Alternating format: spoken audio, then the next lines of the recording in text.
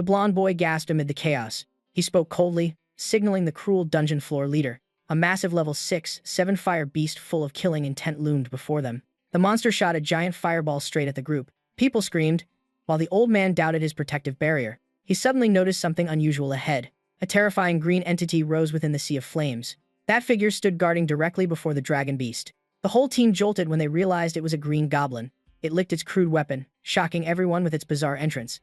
A violent flash engulfed the battlefield. The fire dragon raged on, spewing flames nonstop. The goblin charged recklessly at its foe.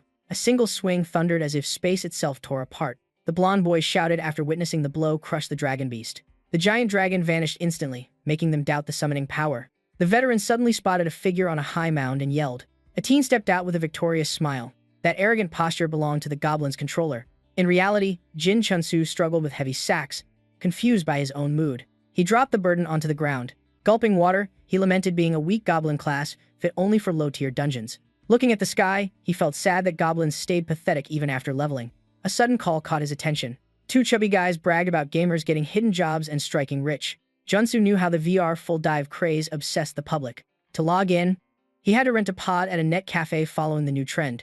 Thus, real-world assets began pouring into the virtual world. Meanwhile, virtual items converted into real money, creating huge shifts. He closed his eyes and sighed as his early passion for games faded. In illusion, he swung his axe, unleashing an ultimate move. Turns out he was just mining stone while the system kept reporting ores gained. He clutched his head, wailing at endless grinding and in-game debt, tears and snot dripping.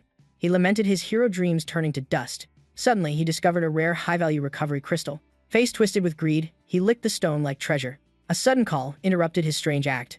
Before him stood the beauty Catherine, shyly praising his mining skill. She said her team was stuck because a huge rock blocked the path and needed a digger. She asked for help, but he claimed his low level kept him from going deeper. A dwarf cut in, saying they'd handle fighting and he only needed to dig. The dwarf's nagging annoyed Junsu as if he were a default laborer. He weighed the XP gains and chance for rare ore, but fear for survival in the dungeon still pressed him despite respawns. Catherine suddenly took his hand gently. She acted seductive, making him panic and accept instantly. He trembled, unsure why he blurted out yes. A level 7 gray wolf suddenly appeared before him. Worse, an entire pack arrived, all above his level. One lunged, making him scream in terror. Catherine shouted at him to stay still. Flames erupted and the system announced her salamander skill activation. She approached with concern as the system displayed her level 3-9 mage class. He stammered thanks, overwhelmed by her destruction of the wolf pack. Catherine feigned weakness, begging him not to leave because it was too dangerous. Her words sent him drifting into rosy fantasies, thinking she wanted a lifelong bond. A brown-haired guy dodged the wolves and calmly offered an explanation. He said their group had no interest in the dungeon's scenery. Then he spun his weapon, sweeping down enemies as skill notices boomed. Done, he sneered and mentioned the boulder requiring high digging skill to break. The veiled insult annoyed him for being treated as a fool. He replied coldly, implying he wasn't lacking combatability. He spun his axe to prove it. The next strike was only to vent frustration over low damage. He kept hammering while the dwarf discussed risks if the report was wrong. The brown-haired man said the informant would pay if mistaken. Junsu kept working, reminding himself to endure for pay as usual. A sudden explosion rang out, making him yell in shock. A massive hole opened before them. The whole cave shook, leaving him trembling mid-sentence. When the ground stilled, a refined door to a hidden dungeon appeared. He shouted, making the brown-haired man turn back in astonishment. They grew excited at the chance for huge rewards and a hidden job. Catherine suddenly frowned, questioning the word we. The brown-haired man stood right behind him, radiating menace. He thrilled, thinking the moment to change his life like top players had come. Suddenly, the system announced PK mode and he screamed in pain. He was knocked down, barely breathing and thinking he'd die. Catherine coldly scolded him as useless and just a tag-along. Those words made him realize they intended to kill him to monopolize the dungeon. The brown-haired man crushed his head, admitting the scheme and threatening a quick end. He threw him into the abyss without mercy. He jolted awake after a near-death blackout. Panicking, he realized he was still in the dungeon and didn't know why he lived. The system showed the recovery crystal had saved him, making him furious. He beat the ground and cried over losing a fortune.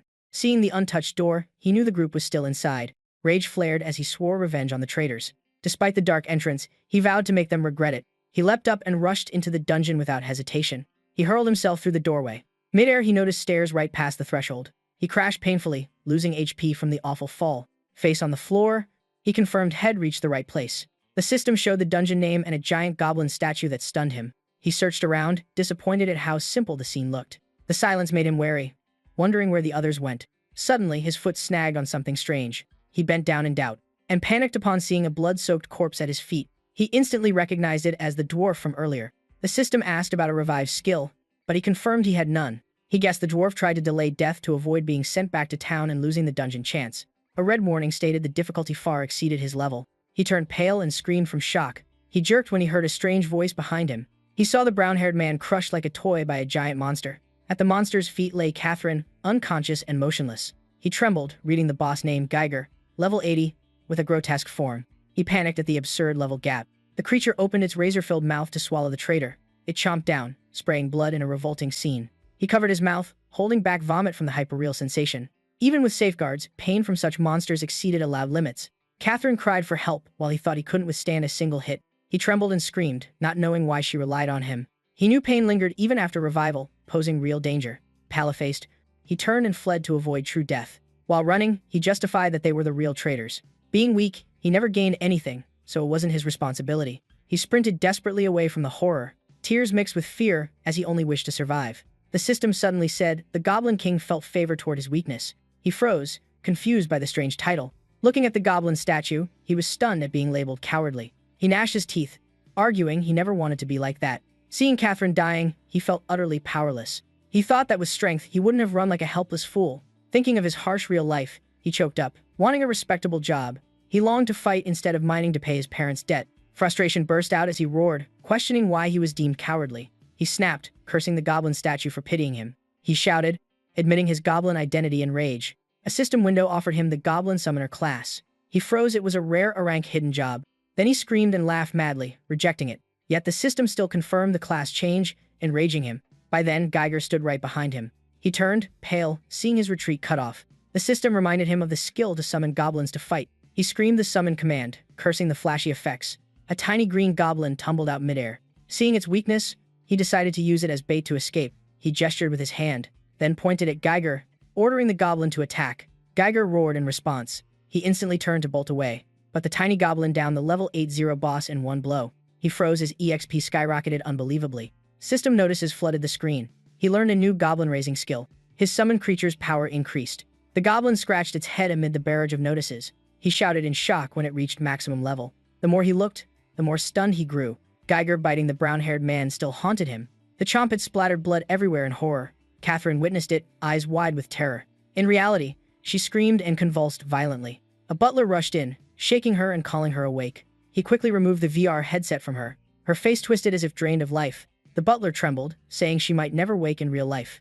In-game, the goblin kept swinging its club at wolves, leveling non-stop. Small as it was, it fought level 7 wolves alone amid constant level-ups. It tore a wolf apart and roared as the system added more levels. He bent to gather scattered mana stones, begging the goblin to let him rest. Hugging his heavy bag, the system showed level 31 and materials 999. He guessed had cleared the dungeon and only death would let him exit. He looked at the goblin, both relieved and worried it wouldn't level despite carrying the run. He checked details, but the system said unavailable, making him suspect a game bug. Thinking of exploiting the bug, he grinned, dreaming of top-layer status. Afterward, he logged out and went to Nala Bank for a transaction. The clerk priced it at 97,000 yuan and asked how he wanted the transfer. He suddenly remembered many valuable items he hadn't sold. He mentioned Geiger's hide and heart, and the clerk first stayed professional. Then she gasped upon realizing their value. She panicked and called her superior while he stood confused.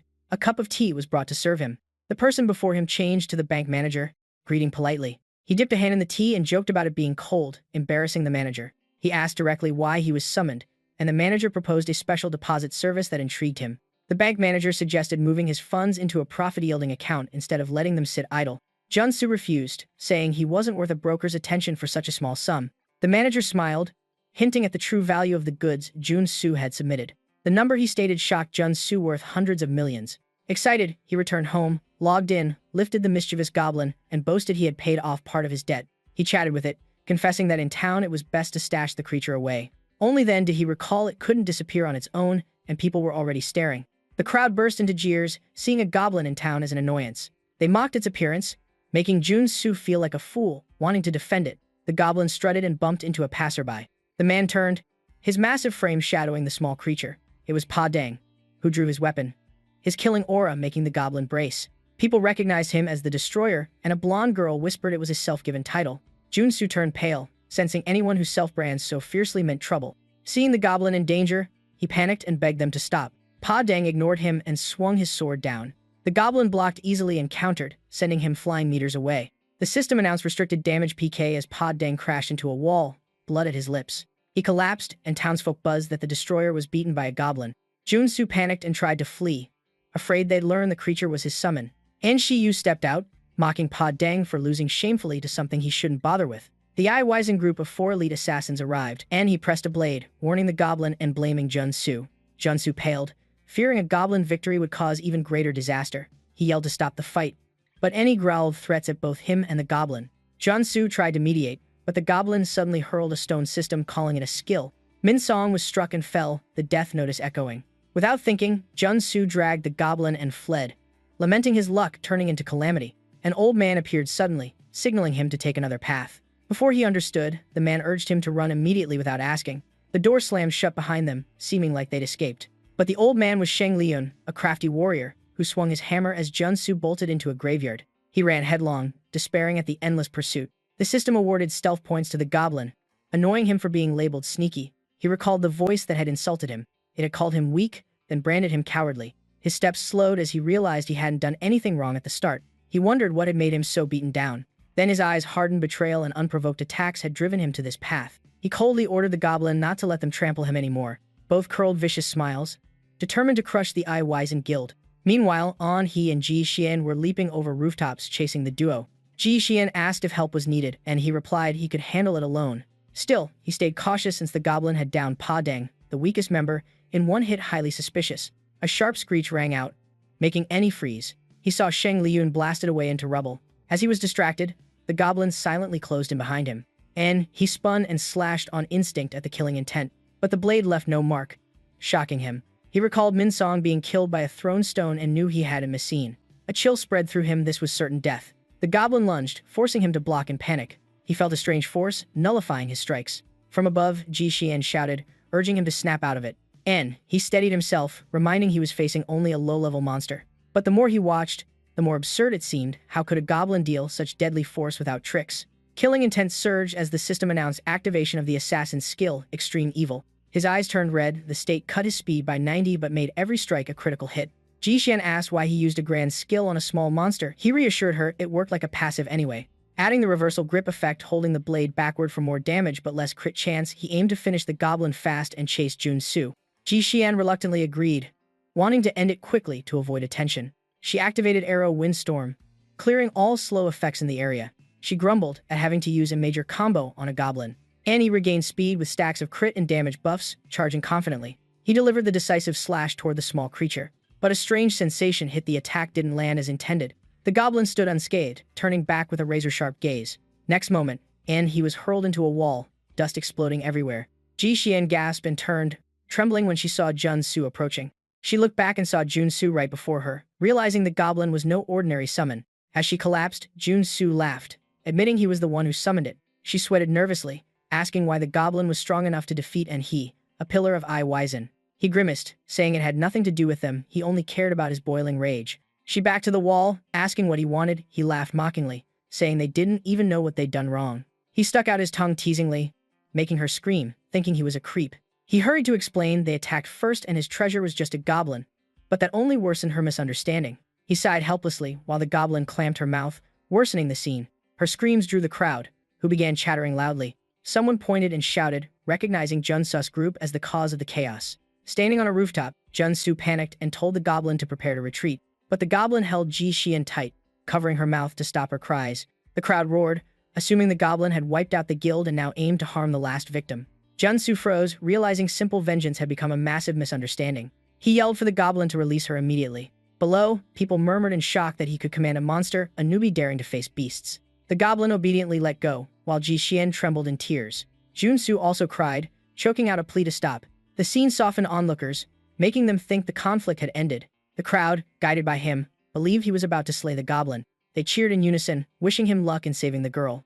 Junsu froze, not understanding why he was hailed as a hero. Then he realized they didn't know the goblin was his summon. He remembered his earlier line, "Let me handle this goblin," which created the perfect misunderstanding. He imagined himself heroically saving the beauty and stepped before Ji Xian. With a determined face, he thought, "I have to act it through now."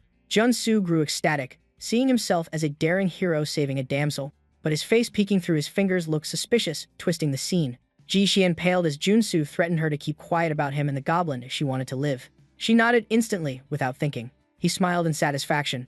Then he turned to act dramatically, scolding the goblin for causing trouble in town. He shouted a few more lines for effect. The system showed the skill, strolling with goblin, creating a golden chain around its neck. He pretended to strain while dragging it, shouting sternly. Then he jumped down, pulling the goblin behind. He landed lightly, while the goblin slammed down hard. He dragged the goblin past the stunned crowd. Spectators gasped, thinking it was a powerful monster subduing skill from a master. They had no idea it was just a walking skill, and the system even said the goblin grew happier. Watching from the roof, Ji Xian judged Junsu might be above level 50. Rumors spread, raising him to invincible master status. Junsu solemnly declared he wasn't sure he could win, but he could chase the monster away. The system showed the feeding skill. A sausage appeared in his hand. He hurled it far away, shouting, "It's over." Smelling food, the goblin sprinted like a missile. Seeing this, he ordered the gate shut at once. The wooden fence slowly descended as the goblin dashed through. Once outside, the net closed fully. The crowd fell silent, unsure how to react. Junsu wiped his sweat, trying to look calm. He asked if anyone was hurt. The villagers erupted in cheers for his feat. He sighed in relief, glad he avoided being seen as a guild killer. Ji Xian approached, saying guild members had died and revived at the sanctuary. Only she knew the truth about him and the goblin. Junsu glanced back, realizing she was the girl from earlier. Blushing, she scratched her head and promised to keep the secret. Junsu saw a chance to exploit it. He turned away, casually mentioning the sanctuary where players were immortal and no damage occurred. Then he mimicked the goblin's face, threatening to kill her again and again if she betrayed him. She turned pale as if fainting. Ji Xian screamed in panic, startling even the birds.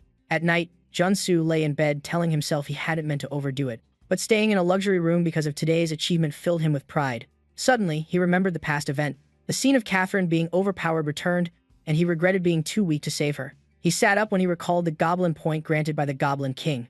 Opening the interface, he saw one goblin point advanced skills locked, leaving only one choice. Curious, he pressed the skill assembly, unsure what it did. The system activated it, and a goblin dropped from the sky. Their faces smashed together, making him scream in terror. The goblin jumped wildly while he cursed himself for summoning it inside the inn room. The noise made the innkeeper check on him, and Junsu hurriedly claimed he was fine. He whispered harshly, telling the goblin to go downstairs and stop making noise. Late at night, moonlight shining in, he lay beside the goblin, whispering that both of them were treated unfairly by life. His voice lowered, tinged with sadness and sympathy. He poured out his heart like to a close friend, lamenting that the world was full of awful people. The next morning he went to the tavern where Ai Weizen gathered and was greeted immediately. Pa Deng raised his beer, saying, "So you're yesterday's troublemaker." He slurred that Junsu saved a guild member, while Junsu felt awkward without his goblin for backup.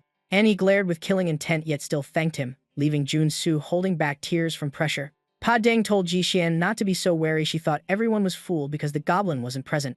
Mustering courage, Junsu negotiated, saying he helped them because he needed a condition fulfilled. And he smirked, admitting they owed him and Ai Weizen would repay any reasonable request. Junsu bluntly said he wanted to leave the beginner zone since he was past level 30 and profits were gone. And he understood, mentioning the path to Furent Delay, known by few. A voice behind claimed it could guide them. It was the crafty Sheng Liyun, shocking Junsu with his reappearance. Pa Deng grabbed his collar, forcing an explanation. Liyun apologized frantically. He said he assumed Junsu was strong since he resisted the goblin, possibly stronger than them. Pa Deng barely restrained his anger, holding back from hitting Liyun. Junsu observed them, privately denying the flattery. Seeing he remembered one strike from him could end his life.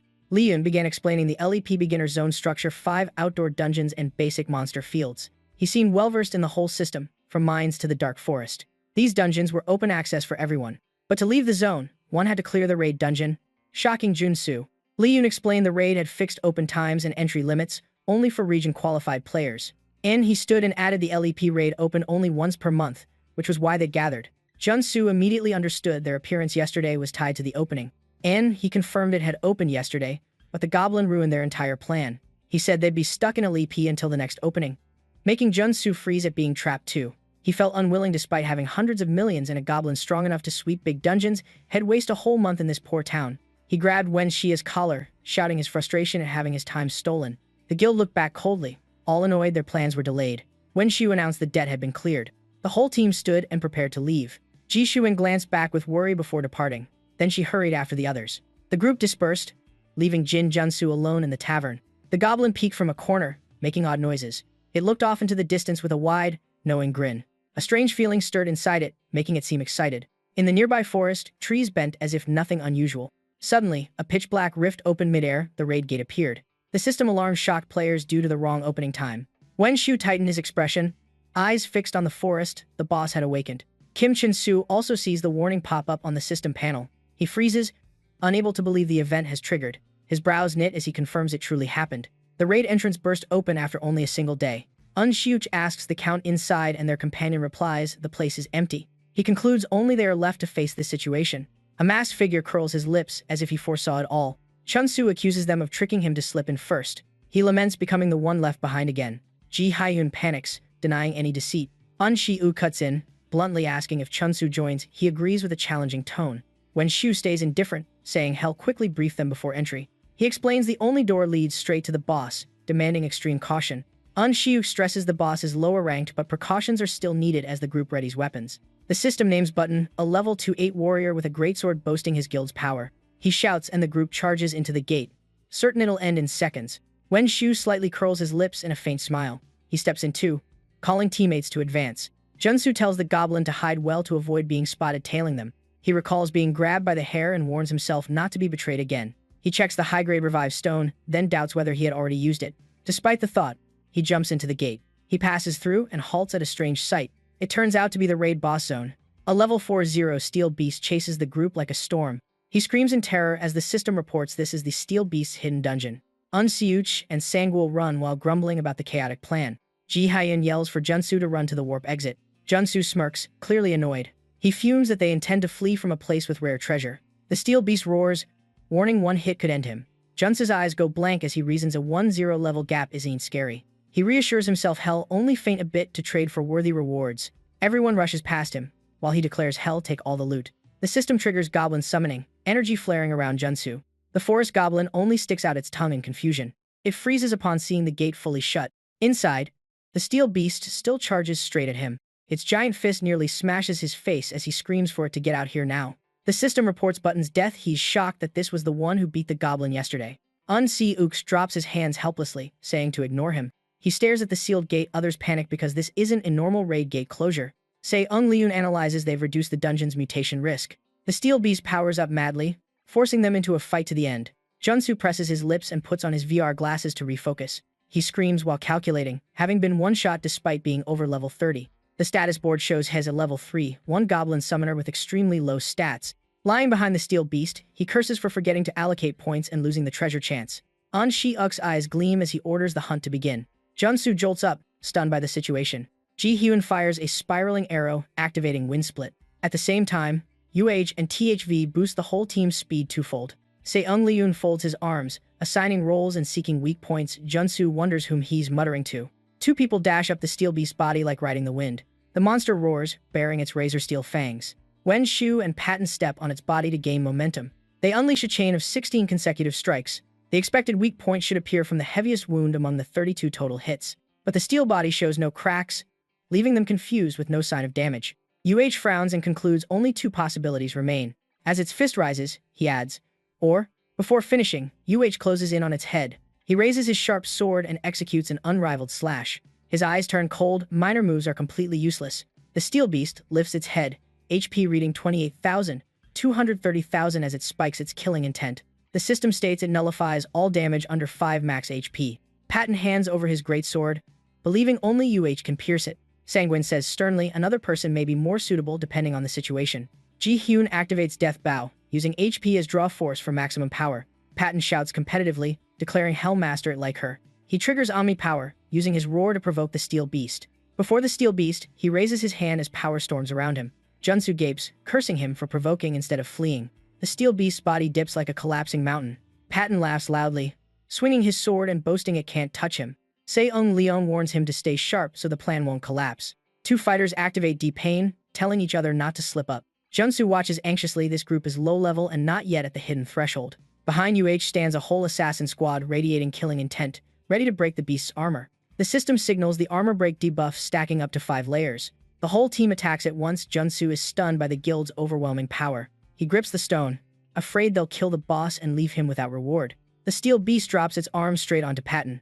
Patton looks up in confusion as the target shifts. It aims at someone else, making him scream in rage at being ignored. The steel beast's ground-shaking slam echoes loudly. Junsu jumps up, crushing the revived stone, determined to reclaim the strongest role. He smiles confidently as the system says the boss has locked onto him, but the AoE attack kills 4 assassins, sparking cries of resentment. Many are thrown off the steel beast's body. 2 corpses lie right before Patton. He goes berserk, screaming vengeance for his teammates. Leon panics, warning him not to act rashly. Patton charges anyway, delivering a finishing strike. The steel beast sweeps sideways, knocking him flat. Leon is shocked as the D-Pain skill backfires. The system confirms Patton's death. Junsu widens his eyes in secret delight. He hurriedly excuses himself, claiming he only revived and caused no harm.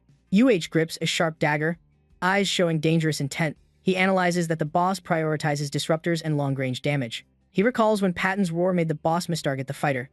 Breaks into sweat as the boss enters rage mode after Junsu's revival. Ji Hyun asks if she should shoot immediately to assist. The system warns her ultimate bow skill consumes HP. She has 46 left. Tells her to stay calm or the whole tactic collapses. He calculates the armor break effect is only stacked 3 layers, insufficient for a kill. Charges in to take aggro, stressing only a one-shot strike can win. The arrow in Ji Hyun's hand gathers power. Junsu asks if he can help, surprised by her focus. Ji Hyun coldly says he's useless without a summon. Junsu darkens, disheartened at being seen as dead weight. He angrily blames them for making him leave the goblin behind. Then he smiles wickedly, threatening to let them all die. The boss switches target to Ji Hyun. Correctly deduces it prioritizes long-range damage. He throws his dagger and charges, forcing the boss to look his way. The blade turns purple as he unleashes a risky dual dagger move. The steel beast roars and charges straight ahead. Wall jumps to evade, continuing to provoke it. Then he lands, pulling its attention back to himself. He stabs the boss nape with the dual dagger skill, then retreats. His left hand carves another sharp slash. He immediately lunges again. chains dual dagger attacks, explaining heavy damage draws aggro. He frowns when the boss marks him as a threat after only 3 full power hits. He crosses both daggers before the boss, locking its target onto him. The boss eyes blaze red. Knows that strike compensated for the missing D-Pain. He smirks, taunting the beast. The system describes a 3-second evade skill. He tells himself those 3 seconds are his. But a low HP warning freezes him. The boss delivers a heaven-shaking blow on him. Junsu looks down as the stone floor trembles lightly. At his feet lies Haen's corpse. The dull thud chills him. Junsu snaps, blaming her for dying too soon and regrets reviving. Ji Hyun turns back, scolding him for ruining the plan by resurrecting at the wrong time. They shout wildly. He threatens to let them all die rather than share rewards. The boss roars fiercely. Both turn pale with fear. The boss switches target to Ji Hyun. She draws her bow with full force, admitting it's undercharged but must fire. Seeing Junsu frozen, she yells what he plans to do. He grins slyly and asks if she stands still when charging a bow. She panics, realizing his intention. He reaches toward her as she begs him not to come closer. Junsu hoists her onto his shoulder and sprints, making her scream. They dash past the boss ground slam in a blur. Ji Hyun is terrified because his speed nears Hyun's. Junsu pants, revealing he dumped all points into agility to reach assassin speed. He thinks their argument helped him gain extra goblin points, then shouts to the Goblin King in Ji Hyun's mind that he's ready. He urges her to fire, and she yells back that shooting while sprinting is insanely hard. She clenches the arrow, knowing one miss dooms them both. Junsu runs so fast she nearly cries, demanding proper payment and more revived stones. He circles the boss to confuse it. The boss loses track and smashes the ground wildly. Behind it, Ji Hyun charges Death Arrow. She fires with only 1 HP left. Junsu cheers her to finish it. The boss raises both arms, activating an AoE annihilation skill. Debris blasts outward like a bomb. Junsu shudders. This hidden move came at the very end. He calculates the strike will kill them both since their HP is too low. A barrage of rocks rises, blocking the arrow's path. Ji Hyun struggles to find a shot. Junsu says something sparks in his mind. She thinks he devised a strategy, but he merely recalls playing with friends, enraging her. A clawed hand grips a warped crack in space. A goblin pokes its face through the tear. Junsu screams at it for appearing far too late for the summon command. Ji Hyun stares at the giant goblin head emerging. Rocks fly everywhere as the creature seems to bend space to appear. The goblin leaps in, shielding them with a barrier skill. The boss roars in furious despair. Junsu smirks, mocking the dying hidden boss. The trio syncs perfectly, ready for the finishing blow. The death arrow launches, brimming with energy. The steel beast's body is pierced with a massive hole. It collapses before them as the system announces the hidden dungeon cleared. Ji Hyun cannot believe they actually won. The system boosts her from level 27 to 31. Junsu also rises from level 31 to 34. He nearly cries with joy, demanding his reward immediately. The system revives all fallen members, making worry and check on everyone. Patton answers tiredly but relieved the boss wasn't even higher level. Someone suddenly shouts that Shi Ung-Myun stopped breathing. saying punching him hard should fix it.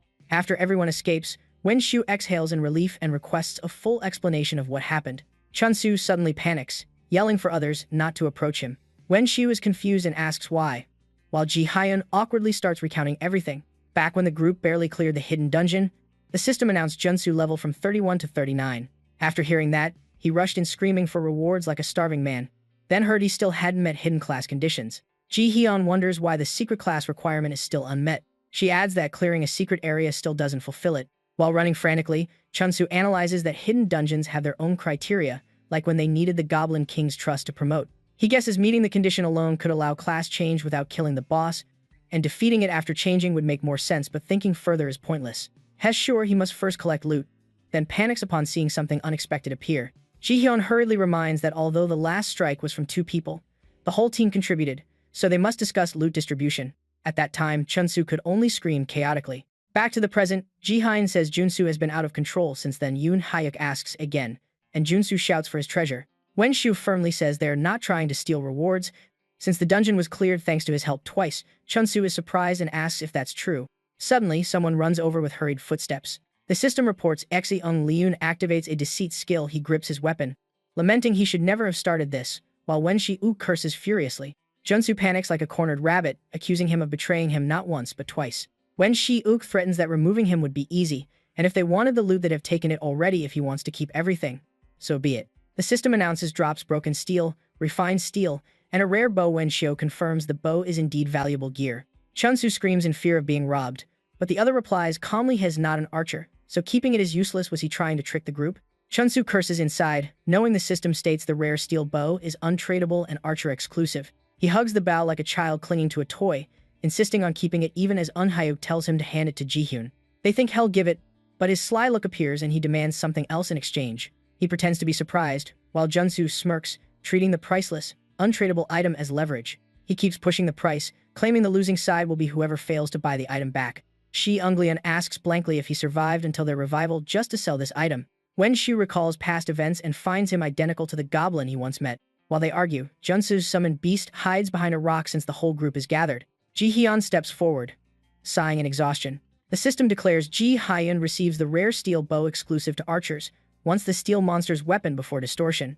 Junsu gives a begrudging thanks, while Eun-Hyu says he truly has a talent for making others dislike him. He asks Junsu where he'll go next, and Junsu replies he needs no guidance. He declares he'll go somewhere away from those people, prompting Wan Shi-yu to mock him as a sly cat. The man says that sounds fine and urges the group to leave. The Evaturn Guild appears. After they depart, Junsu summons the goblin in skin, regretting the rare bow he can't use anyway. He boasts the real profit is a one-time thief glove that can't be used on players or higher-tier targets. His face gleams with greed, believing refined steel is the true treasure, not rare gear. He ignores rarity, asserting he just needs materials and that those guys betrayed first. Stepping out, he reaches the radiant megacity Fiorendale, Phoenix El Bazaar. Chun-Su is stunned by many powerful players in extravagant outfits he's never seen. He smirks, saying he smells money. He thinks he must boost his strength, since being one-shot by a boss 9 levels lower is unacceptable. His old armor turns out to have shadow defense attributes, confusing him with its contradictory stats. The small goblin he summons suddenly appears in a strange new form, shocking him. He growls a warning, implying any village disorder will be punished. A giant white monstrosity suddenly appears, making Jin Junsu scream in terror. Hes irritated by meeting an out-of-zone boss and urges the goblin to shield him. In the crisis, a strange female voice sounds, surprised someone uses a goblin as a summoned creature. The voice belongs to a white-haired elf maiden of exquisite aura, seemingly confirming the goblin is indeed his spirit beast. Junsu is stunned, guessing the massive creature might be someone else's summon. The elf reassures him, saying, "My sen is gentle in its domain," while he worries because the beast is drooling. Junsu instantly senses her overwhelming power, seeing the gap without any fight. Even major groups like Everton could barely handle someone like her. Irene softly asks his name, addressing him with endearment. He tries to stay calm, introducing himself, but the elf asks for the name of the small creature he calls a goblin. She wonders why he has never given it a name. Junsu coldly says no one bothers naming summoned beasts, and he certainly doesn't find it cute. Irene gently explains that one-sided bonds easily fracture and tells him to watch how his spirit beast reacts. The goblin immediately takes a defensive stance to protect its indifferent master, all from a single brief command. She hopes hell be less dull next time they meet, then leads my sen away. Junsu grows excited, dismisses her advice, and keeps ordering the goblin without care. He visits a forge to buy gear, startling blacksmith Humphrey with his awful outfit. The man mutters that trash would be better, making Junsu snap and stress why he's here. Humphrey tells him to pick an affordable steel set, surprising Junsu at the 350 volts price, about $40. He reminds himself that even with the strongest summon, death still means game over, so he needs minimum defense. He decides to buy the armor set. Humphrey grumbles but praises his eye for gear, while Junsu curses the man's sharp tongue. Junsu admires it, then realizes the armor makes his body stiff. He yells from being move and locked due to low strength, and Humphrey mocks him, forcing him to consider reselling the overloaded gear. The blacksmith coldly calls his armor junk and offers a pittance, enraging him at the blatant lowball. Junsu suddenly sees the exclamation mark above the man vanish, making the blacksmith panic and search. He ransacks the shop while Junsu can't fathom what he's doing. Humphrey frantically declares his main forging hammer is gone, and without it, he can't work. Junsu is surprised, thinking he had other tools, but Humphrey insists only the red hammer matters. He guesses it's in the underground water area near the village and orders Junsu to find it. A quest window pops up, stating that helping retrieve the hammer will unlock armor forging. Junsu notes this is a tutorial for material crafting. He realizes why items from hidden bosses have a plus sign. Thus, he explains the high value of broken steel and refined steel, since they can be used in forging. Excitement rises as he prepares to enter the underground waterway. A prompt confirms he has accepted Humphrey's quest. Hez pleased, he needs no teammates, as they would only slow him down. Confident he can clear the dungeon in half an hour. But Humphrey suddenly yells from behind, reminding him of the quest conditions. He says Junsu must take him along and the quest fails if Humphrey dies, leaving Junsu stunned. He realizes he must protect both the goblin and a level 1-3 NPC, an unexpected burden. Humphrey urges them on, while Junsu calculates that high speed will let him dodge mobs and focus on the boss. He leaps forward, planning to drag the NPC to the gate and leave him since NPCs freeze when far from players. Suddenly, the system reports Humphrey is under attack, shocking Junsu. Behind him, Humphrey is brawling with a pack of mutated mobs over level 10 and shouting to retreat. Junsu snaps around and yells the goblin's name. The little one darts ahead. It swings its stick across the slime's faces. The hit blobs dissolve instantly, leaving claws and thick fluids behind. Junsu grimaces at the sight, while Humphrey boasts as if he alone quelled the chaos. The worst danger approaches. He freezes at an odd noise. Humphrey grabs 2 hammers and charges, making Junsu briefly consider letting him vanish. He watches, annoyed at the reckless old man, thinking of having the goblin guard him while he kills the boss, then discards the plan since the NPC's death means failure. He shouts to change tactics. The goblin will help him clear stray mobs first. At the new area, a swarm of rats surrounds the nest, where they hid the hammer. Humphrey and the goblin dive in, vowing to wipe out the nest. The man suddenly crouches, preparing a special move. Humphrey jumps as the goblin slides under him, coordinating like they haven't cut loose in ages. Hands on hips, Junsu enjoys the scene slow but safe and notes the old man is too tough to die easily. Humphrey suddenly appears behind him, furious at being underestimated, declaring he was a warrior before a smith. He roars, unleashing a full area taunt skill, pulling all mobs to him like a true warrior. In a gloomy place, a skeleton in a coffin comes into view. It rises with a roar and cold, gleaming eyes. The old man's roar wakes all the ancient Skotan, turning a safe path into a battlefield. Junsu shouts in frustration, thinking this quest was designed to infuriate him. The goblin now tosses a stone as a warm-up. It grips the stone tight, aura surging. He smirked and hurled a killing intent throw. The precise toss struck the foes ahead, warning that repeat offenders would be wiped out. The trio trudged on for hours in the dark as Handfully kept whining about the dungeon level and his seniority. His screen showed his goblin summoner jumped from level 34 to 37. Junsu touched the wall and heard suspicious sounds. Handfully shouted a trap warning. A mysterious flash lit up deep in the corridor. 3 golden arrows shot out. Panicking, Junsu grabbed a goblin as a shield. The goblin blocked the arrows, leaving him confused why the trap triggered.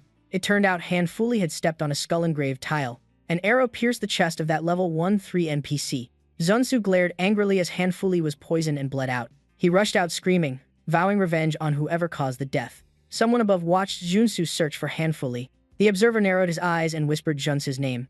Junsu braked before him, startling him into asking about his gear. Junsu shoved the goblin's head at him, snapping about Handfully's weak last words. He grimaced, asking if that was truly Handfully's final line. The system suddenly announced quest completion, stunning him. Junsu demanded why Handfully never mentioned the item dropped by the earlier zombie, getting scolded as trash. Handfully, now by a fire, spoke philosophically about gear quality matching a smith's sweat. He hammered refined steel, making Junsu watch closely. He stressed that rare materials shine only in a skilled smith's hands. Arms folded, he declared the armor pearls on a pig, degraded by lack of sweat. Junsu was shocked. The new armor used rarer materials than the hidden boss drop. When he wore it outside, everyone gaped at the level 3-6 blue steel armor with 1 activation effect. Handfully softly said head wave payment this time and told him not to overthank him. Suddenly, someone behind drew a sword and activated PK mode on him. Zun-Su dodged the sneak stab cleanly. The attacker claimed Jun-Su nearly got her killed, thus the test strike. Jun-Su snapped, citing his boosted speed and demanding why he was attacked and who she was. The swordsman calmly said the last person to team with that girl was Jun-Su. Pointing the blade at him, he forced Jun-Su to dodge again and mentioned the name Kaylin A. Jun-Su suddenly recalled the clue about Kaylin. He had once seen her with Luen. A mage with the same name had appeared in the dark mine. Jiangshu frantically defended himself, blaming her betrayal first. The steward quietly questioned that claim, like doubting the victim's story. He scolded Jiangshu, comparing her paralysis to Jiangsu's safety. Jun-Su froze upon hearing she was in a vegetative state. He couldn't understand how that old collision crippled her. Chusu shouted, shifting all blame onto Gage. The steward kept his sword raised, saying the guilt wasn't Jiangshu's to decide. A sword swipe slammed him into a wall, threatening his heir status. The steward panicked when the blow caused no injury. Chun-Su grinned crookedly, summoned his beast, and mocked him about the harassed condition. Symbols of power, luxury cars, phones, and gold flashed into view. That conglomerate is world-renowned, joining it means instant life change. He followed the steward to the hospital and saw the Harris lying immobile after the in-game incident. The steward skeptically asked if she was hit by an LV-80 dungeon monster. He feigned concern, saying the shock prevented her recovery. The steward pressed how a grade 1-2 student like him escaped back then. She was near level 40 yet critical. While he was fine, utterly illogical. He claimed a hidden class swap saved him, and she was the one who needed that skill. Staring at the comatose patient, he mused how even top doctors were helpless, darkly ironic. The steward pushed further. How could a hidden class let him escape a lethal trap? Chun-Su scratched his head, dodged, then slipped, asking about her chance to wake, earning a shut-up warning. Even elite medics were stumped, unable to find why she wouldn't wake. He asked if they were just helplessly waiting for her to regain consciousness. Chun-Su proposed treating her inside the game where she was injured. The steward adjusted his glasses and asked him to clarify. He described an article about unconscious patients waking after logging into Heaven's Dog. He admitted the success rate was tiny but still worth a try. A brief moment froze. Their eyes met fleetingly. Chun-Su shuddered slightly. He dodged that stern gaze. Kaylin was activated to log into the virtual world. He reeled that the conglomerate accepted such a risky method. He backed off anxiously, fearing revenge if his lies were exposed. He circled her, doubting revival through the game was nonsense. He pounded his chest boastfully, imagining he'd be hailed as a savior. He grinned smugly, picturing lavish rewards if she woke. He lifted her chin, playing the hero for the act. He looked at her with fake pity, preparing the next scene. He hugged himself gleefully, praising his own genius. Jun-Su struggled to figure out how to move someone who couldn't walk. The idea of dragging her in-game struck him. Kaylin's legs began moving as the system pulled her by inertia. He led while a goblin held the leash, deeply uneasy. Crowds muttered angrily at seeing a goblin drag a female player around. 2 people blocked him, mocking how he treated a friend. He panicked, feeling cornered just like when exiled from the village. An old man shouted for him to run his way. Seung Liun urged him into an alley to escape. Reaching it, Chun-Su froze upon seeing a familiar face. They faced off tensely, full of suspicion. He questioned the old man about the summoned goblin and gilded wyvern's motives. The man calmly said they once gathered only to hunt, not scheme.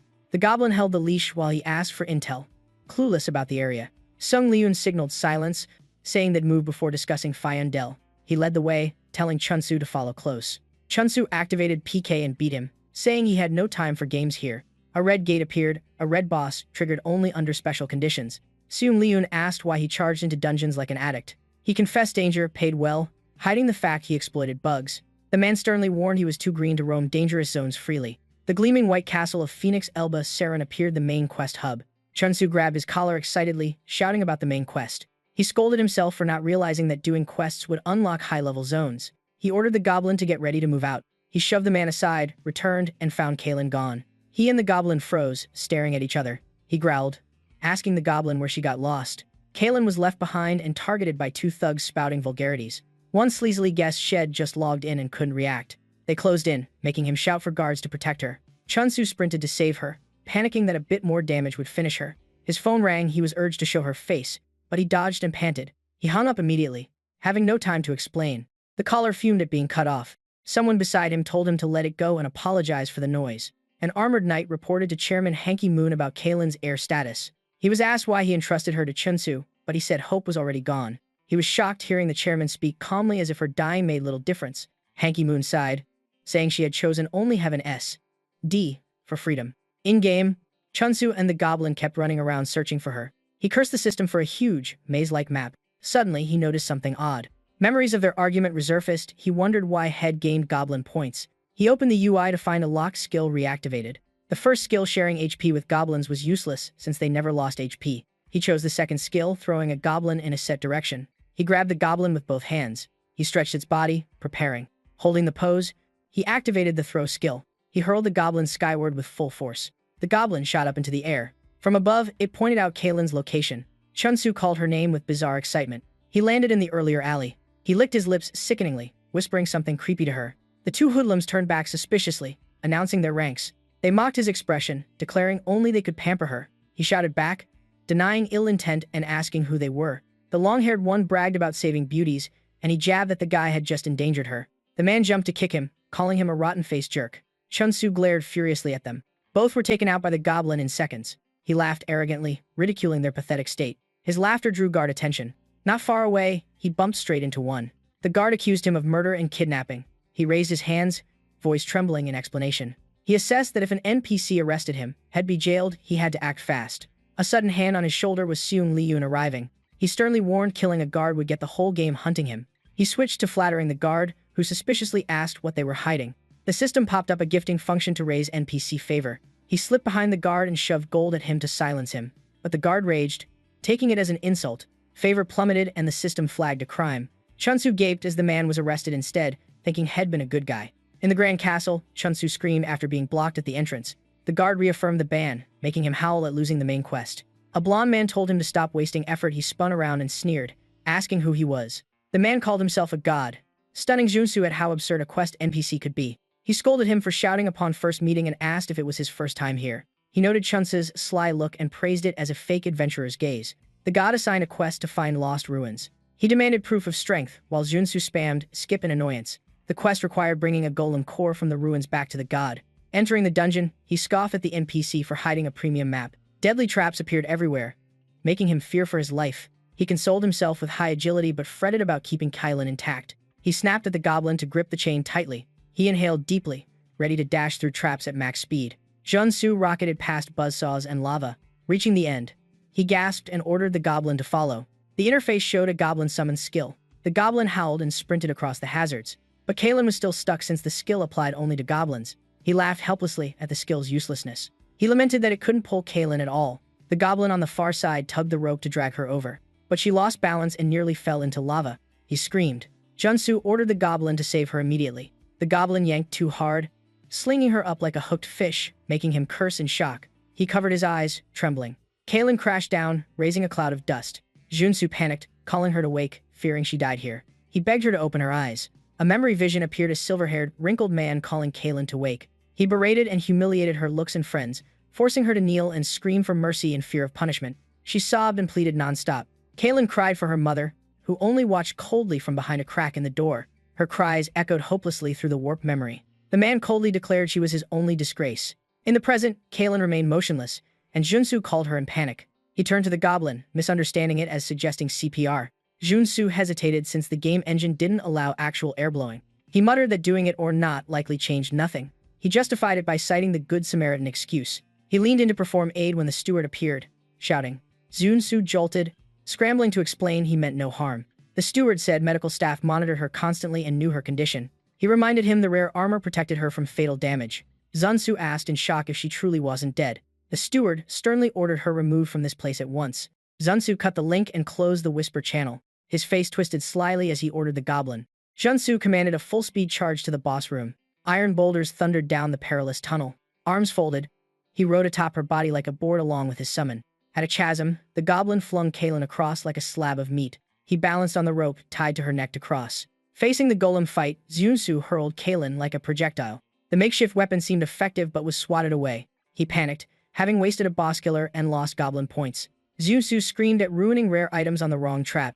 The golem swung a colossal punch. Junsu triggered a massive explosion. From the blast, his summon charged out, exhilarated. It barreled through the golem. The blow cracked the golem wide open. Junsu folded his arms smugly, saying they just needed the core and to leave. But the golem reformed itself completely. Reborn stronger, it made Junsu scream in terror. He ordered the goblin to finish it. The tiny goblin still threw a punch. The goblin's strength shattered the golem's arm again. Junsu rejoiced, thinking victory near. The golem revived again as if cheating. Each revival made it more terrifying, driving him mad. Junsu yelled to stop hitting it or it'd grow stronger. He revised the order block, don't smash. He reasoned that without breaking the core, it would respawn endlessly. Thus, the core was the true weak point. but he lacked tech to analyze its weakness. Running, he fretted whether breaking the core might cause disaster. He feared it might exceed goblin capability. He ran past the still unmoving Kaylin. A massive punch swept by, jolting her awake. Kaylin murmured in confusion, then screamed in panic. The spiked stone weapon triggered a blast of debris. Junsu and the goblin paled at the sight of her. He reassured himself the damage likely wasn't fatal to her. The monster slammed a devastating blow into the ground. The two onlookers froze in shock. Kaylin propped herself up and yelled what was happening. She kept scolding, leaving Junsu flustered. Kaylin fired an escape skill.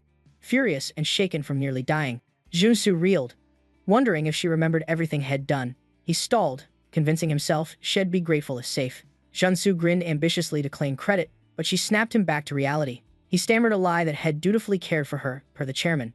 Mid-sentence, he vanished from her view. His body was hurled away like from a direct punch. He tumbled into a nearby corner. Junsu raged about being attacked without warning. Seeing Kaylin run, he sneered. She meant to fend for herself. Kaylin shook violently, crying uncontrollably, terrified of being exposed about the heaven's door. Fear drove her into a reflexive scream. In reality, doctors reported Shed awakened but was panicking in-game. The steward clenched his teeth in fury towards Junsu. Remembering his face, the steward feared what Shed endured.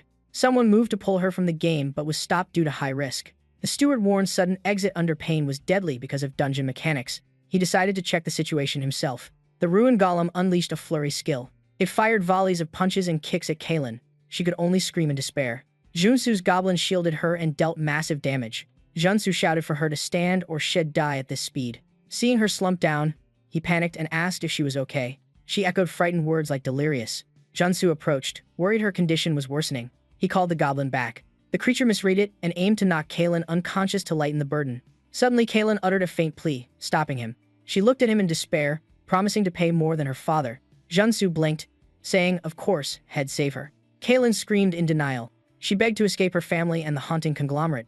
Despite his baffled gaze, she repeated her sorrowful words. She pleaded not to be beaten anymore. The steward's screen popped up, cursing Junsu and threatening to come for him. Junsu changed orders, goblins stop attacking and stall the golem. He grimaced, griping that being treated like a villain made work harder. He pulled Kaylin's mouth into a forced smile for the steward, claiming he was aiding recovery. The steward found him bizarre and focused on her condition. Seeing her unresponsive, he guessed she hadn't truly awakened and was only in panic shock. He began doubting himself, concluding she was in grave danger. He declared head end entrusting her to Junsu, stunning him. The link cut after an apology, preventing his rebuttal. Junsu returned to Kaylin relieved, reminding her to uphold the extra pay promise. She wiped her tears and confirmed angrily. He sat and said he desperately needed money and would expose her awakening if unpaid. Kaylin promised to get money, even selling all her pricey designer gear. He dismissed the low value, but she interjected 10 billion. Junsu sprang up and ordered the goblin into the quest. The goblin, guarding the LV-5 boosted golem, turned blankly at the call. He noticed it had grown 4 arms and kept wrecking things despite his stall order. He and the goblin bolted, since a LV-170 monster would one-shot them. A frost mage projectile triggered, freezing the golem. Junsu froze too, thinking it was over. Kaylin warned the freeze was brief and pushed him to run. She yelled at him to sprint because it was thawing. Within a second, it nearly broke free. All 3 dashed full speed toward the light. They spotted an exit ahead. Suddenly ropes shot out. They tightened instantly. Kaylin's neck had been caught by a chain somehow. She was yanked back, crying in panic to stop. The sight left him petrified. She begged desperately for him to save her. Junsu went cold all over. He recalled previously fleeing because he was weak. He wanted to be brave this time and rescue her. But he immediately turned and fled, terrified of a low 170 kill. Kaylin watched him fade in despair. Trauma surged back, draining her hope. She muttered no one ever truly wanted to save her. Suddenly, the dungeon shook violently. Bursts of light erupted everywhere. A golden silhouette shattered the darkness. The majestic god NPC descended. Junsu jolted that the golem lasted this long. The handsome NPC claimed command, making him wonder why he appeared. Looking closer, he recalled this NPC appears when a player is about to die. The NPC said he'd handle the golem since this quest forces a loss. The golem core didn't exist, hitting it only strengthened it. When a player nears defeat, a cutscene triggers for the NPC to finish the boss epically. Junsu realized earlier pain reduction was the system's safeguard. The god NPC raised a glowing sword, scolding the golem for harming his subordinate, prompting Junsu to grumble at the label. He charged in, Junsu cheering behind as a last hope. A horrific blast swept across. Junsu's face went blank. The god NPC smashed into a wall, battered, yet rose speaking as if invincible, exasperating Junsu. Then he charged again, confident as ever. Midline. The golem body slammed him again. The level 7-2 NPC thudded beside Junsu, revealing his true level to him. Players doing this quest were usually around LV 3040. The golem was meant for that, not this nightmare state. Script-wise, losing at LV 45 was normal even if they won. It scaled to 50 then forced a loss. A high-rank NPC would appear to kill the boss per story sequence. The goblin rolled in a corner, while Junsu panicked. No one had ever pushed the boss to LV 170. The NPC repeated, "Not enough to wound me," standing idle because head run out of attack lines. Junsu suddenly realized NPCs appear only after the golem core is unlocked, meaning the core existed the moment the NPC descended. The NPC shot upward. His trajectory confirmed the core's location. He spammed skills at that point, still repeating old dialogue. A massive explosion dropped the golem's HP by tens of millions, confirming the target spot. Junsu instantly ordered the goblin to throw stones at the spot the NPC targeted. The giant golem collapsed. The NPC switched to new lines, boasting head saved the team and closing the scene. Junsu blinked, doubting how safe this was. The dust slowly cleared. Kalen sat up, deepening his doubts about that safety. Both followed the NPC out. The NPC strutted in victory, while Junsu wanted to disappear, looking worse than a backstabber. The NPC bragged about knowing the royal vice captain and hinted at private matters, making Junsu feel less embarrassed since someone talked more than him. The god NPC winked theatrically, saying they'd meet again like a top-tier deity. He strode off casually, but he suddenly froze, making Junsu think he was severely bugged. With only him and Kalen left, his unease spiked. His hands tightened. He shouted an apology, but another voice cut in confirming Kalen had truly awakened. Han Jin-won appeared grandly, calling her name. Junsu gaped and asked who he was. Sensing the aura and gear beyond any tier, he realized this was no ordinary figure. Kalen turned pale. This was the king. He coldly said he knew the moment she regained awareness. Jin-won's accusations darkened her expression further. Then he thanked Junsu and promised generous rewards. He gestured for Kalen to come with him. The dead silence irked Junsu. She looked like she was being punished, and he blamed himself for running earlier. He yelled, "Wait." He mocked Jin-won, citing his famed benevolence. His eyes turned icy toward the king. Kalen was stunned by his words. He demanded why the king looked funereal when picking up his daughter. Junsu gripped her hand, declaring he wouldn't let her be taken like that. He told her to rise with him, but she vanished from his grasp instantly. His eyes dimmed in utter helplessness. Jin-won ignored him and led Kalen away, leaving Junsu calling himself a coward who'd lost all faith. He cursed that he was born only to be a goblin. Elsewhere, players wondered about the Night King had cleared the Duke's dungeon. On cue he appeared. Crowds shouted, recognizing Night King Han Jin-won, and asked about the girl beside him. Jin-won calmly said she was just a teammate had met coincidentally. Smiling politely, he whispered that Kalen must remember his public image. He stressed that if they knew she was his daughter, the insults would be relentless. Fans swarmed past Junsu to chase Jin-won. They even yelled at Junsu for blocking them, blaming him for missing their idol. Junsu remembered Kalen was the heiress of S.A.M.I.O.M.A., her life far above his. Negative thoughts engulfed him. He told himself to feel no guilt, had gotten paid. End of story. A strange voice startled him as a hidden figure emerged. Junsu grimaced, asking why he was locked in a place like a literal sewer. Zeiu explained head escaped guards and hid below, seeing things no one else did, calling himself trash-grade criminal. He said the girl with Jin-won looked far more injured than the king. Junsu denied it, saying Heaven's door only transmitted pain signals, not real injury. Zeung Lu bluntly said she bore marks of abuse. Junsu froze. He dashed up the stairs shouting. He screamed for Jin-won to stop. He wiped his face theatrically and accused Jin-won of kidnapping in broad daylight. Jin-won smirked that such words caused dangerous misunderstandings and told him to stop. Junsu mimicked his sarcasm, blaming him for belittling the law. Then he dropped a shocking lie. She is my girlfriend. He even fabricated that they'd been intimate. The crowd buzzed, doubting the claim due to no proof and their habit of believing rumors against big corps. They understood when the president stayed indifferent, he excused himself due to work. Jin Chungshu sneered, probing their relationship and implying the old man with the boldly dressed girl had bad intentions. The players shifted attitude, gossiping that the two entering a dungeon reeked of an affair. Jin Wen calmly said such nonsense wasn't worth answering and asked to leave. Sudden, rushed footsteps echoed. The newcomer, gasping, called out to them. Patrick Sang-Gruian, S.A.M.I. Butler, announced. He ran over upon hearing Lady Catherine awoke. He grasped Catherine's hand and knelt ceremonially. He respectfully called her the corporation's future. Catherine was utterly confused. The players realized her true identity, buzzing about the chairman's family secret. Han Kuiyu stayed silent, unable to explain. Jin Chunshu provoked him to admit his daughter and threatened to re-educate her. He suggested changing his story, misidentifying her, then spreading abuse rumors to coerce him. The chairman's face darkened with bottled rage. Han Chue stomped hard. He shouted, seizing the crowd's attention. His thunderous voice made Jin Chungshu cover his ears, terrified, calling him a monster. Even the S.A.M.I. Butler was shocked by his aura. He declared this was his first time meeting the girl. Then he accused them of colluding to frame him. He reaffirmed his unshakable stance as chairman of S.A.M.I.O.N. There, he activated PK mode to deal with the three slanderers. He denied involvement but instantly spat blood from a Goblin Club strike. Han Kyo was flung into a wall. Jin Chengxiu gleefully praised the perfectly timed hit, but seeing his underling approach, he panicked, praying their connection wouldn't be exposed. He told himself if seen on the same side as the one who struck the chairman, he'd be doomed. As the guy neared, he hurriedly used the Goblin Throw skill to dodge the situation.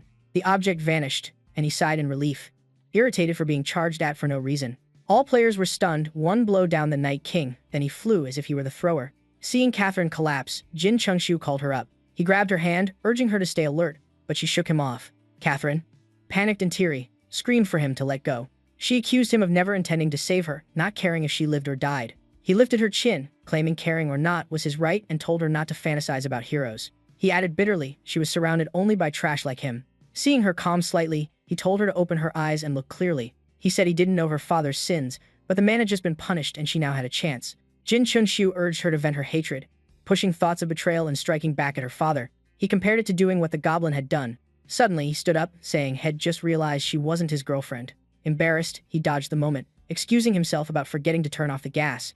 Then he bolted away in panic. Xiong Ruyan solemnly asked if she had any last words. She gently placed her hand on his. Catherine stood tall. She closed her eyes to steady herself, then opened them, her decision fully formed. She spoke out her identity. Next day, the press exploded. Han Kuiyue was accused of hypocrisy, violent fatherhood, and a daughter scarred to the point of wanting death. Jin Chengxiu was stunned that Catherine publicly admitted being his daughter and exposed all abuse. Public doubted at first, but her SNS evidence erased all skepticism and spread wildly. As a result, S.A.M.I.O.N.'s image and stock price crashed. News of Han Chuyu calling in sick spread. Everyone saw it as theater. Jin Junsu sighed in relief, thinking things ended well. Back in game, he panicked and asked Sung Liun whether the corp would hire assassins against him. He told him to lower his voice since they were in a restaurant. Sung Liun explained the brawl news was everywhere, and if he got hurt, the public would suspect S.A.M.I.O.N. Junsu replied him, and Seung Liun corrected the one suspected would be Han Kue. Tears fell as he lamented, risking his life against a corp without earning a cent. Sung Liun encouraged him that what he did was worth more than money. Suddenly, Junsu asked where he got such fitting butler attire. He confessed it was actually stolen, and was immediately dragged away. A call notification popped up. Junsu froze, seeing A.S.A.M.I.O.N. underling, quickly telling him not to call himself that. The man earnestly thanked him for helping the lady wake up. He clenched his fist, pain that she had endured so long. Junsu instantly thought about rewards, blaming the chairman for stinginess. The man said he'd quit the corp. He couldn't stay where she was harmed. Junsu panicked about who'd care for her. He proudly said the whole world now cared, and had taken her somewhere safe. He introduced Catherine's new stream channel where she was chatting with fans. He boasted he used his severance pay to build her studio, stunning Junsu. He explained her fame would protect her as long as she streamed no one would dare act, and if she vanished unannounced ITD signaled danger. She wasn't interested but still humored fans, changing into a police outfit, impressing Junsu with her resilience. He vowed to help her reclaim and enjoy what should be hers, all thanks to Chengxiu. He thanked him again sincerely. Junsu blushed and barked at him to stop being cheesy if he wanted to thank him. Give money. The man said he'd sent a gift to his inbox. Not money but something the lady prepared. After hanging up, he smirked beside him. Catherine live-streamed, thanking huge donations. His expression suddenly tensed. Catherine cheerfully danced on request, making him realize she suited being an idol more than an heir. Maybe she could even build an empire herself. Junsu opened his inbox, asking the delivery NPC if there was a parcel under his name. The NPC girl happily said shed, kept his item safe. She climbed a shelf and took down the package, but then got angry because it was a cursed item automatically stored. She scolded him. The system revealed a cursed blood whip, a rare summoner item that causes mind confusion. Junsu cursed inside at Catherine's awful gift. NPC Shenhao Nong appeared, giving a quest to wipe out the goblin village. Junsu approached, suspiciously sniffing himself. He used Goblin Summon to question the NPC, but it kept repeating the quest. It even said clearing the degenerate goblins was easy and didn't need his support. Junsu patted the small goblin, asking if it was time to fight its own kind. Then he froze, hearing it snort. The coachman NPC Matthias fumbled, asking where the horse went. Junsu held the goblin's hand, telling it to speak properly. It jerked away, ignoring him. Junsu lamented head thrown at that day only to hide his identity. The goblin, used to this, just sighed. Junsu cursed its stubborn, troublemaking nature he couldn't stand. A voice in his head made him pause. One-sided feelings always shatter. He waved it off, while the goblin kept screaming challenges. Junsu lost his temper and moved to attack. A sudden tremor made him snap around. A strange goblin leapt out, stunning him. He shouted for the intruder's elimination. Battle noises erupted, panicking the coachman. The wagon was smashed while the intruder kept grinning. Junsu cursed it, shocked it still lived. The goblin charged him, making him scream. It clamped onto his head, choking his voice. It yanked his hair back and forth as he begged for someone to deal with it. He tried pulling it off, but it clung like a leech. Then his own goblin approached carrying a club. Sensing danger, Junsu dragged the other one and begged, "Don't hit me, curse it instead." Suddenly, a cloth was pulled off the wagon top, letting light in. The coachman aimed a gun, asking what was happening. Junsu recognized the carriage NPC. Junsu screamed for help, saying a monster was climbing him. The NPC corrected, saying it was just a goblin. He kept his gun trained, saying goblins appear near their village, then prepared to take it down in one shot. Junsu held the goblin tight, shouting for him to shoot the one in front. The gun fired and hit Junsu, who screamed that head aimed wrong. Just then, the big goblin swung the club, forcing Junsu to slam his face into the dirt to live. Face bloodied, he cursed the goblins for the chaos, but someone's cry for help rang out. He froze, sensing something off. Looking up, the goblin he'd been holding was crying for rescue, saying it came, thinking its kin were captured. Junsu was shocked. The goblin spoke human language. The fighting ceased and the wagon rolled again. Junsu muttered it must just be a special talking goblin, still a goblin at heart. The intruder, tied and dragged outside, cried for mercy and explained itself. Junsu relished its humiliation for biting his head. He threatened to bring troops and wipe out the goblin village, making the captive weep harder. The coachman announced arrival, and Junsu looked out. Before him loomed a massive cave entrance leading to the goblin village. He jumped off the wagon, asking for walking directions. The coachman said he could still ride, but was too lazy. Then he galloped off, leaving Junsu stunned. Later, Junsu carried the goblin like a rabbit into the cave, thinking traps lay ahead and sparing it with strategic words that hurt it deeply. The goblin trembled, begging forgiveness, admitting it attacked first and asking him to kill only its tribe was harmless. Junsu lifted it to eye level, then grinned cruelly, declaring he wouldn't save anyone. The goblin banged its head on metal, crying that its tribe was gentle, and humans were the ones invading. His mind stalled. Had only been doing quests and had never seen them act cruelly. He sighed, deciding one dead goblin mattered to no one when two more goblins appeared to greet him. He froze at their call. The goblin he held screamed at him to run if he valued his life. Junsu pointed, ordering his goblin to throw a rock that way. It scrambled to pick up a large stone. Then he gripped it tightly and hurled it hard toward the two approaching goblins. The force left them wide-eyed and frozen. At the same time, Junsu also released the goblin had been holding. It clenched its teeth and growled with resolve. Though bound, it still charged toward the two who had called it their parent. It headbutted the big goblin aside. The stone grazed their backs and hit the rear wall. No one was hurt. Junsu shouted for them to stop. The bound goblin gaped as he said he wouldn't kill them. Junsu scratched his cheek, admitting some humans abandon their own kids, while goblins risk their lives for family. Hard to see them as monsters.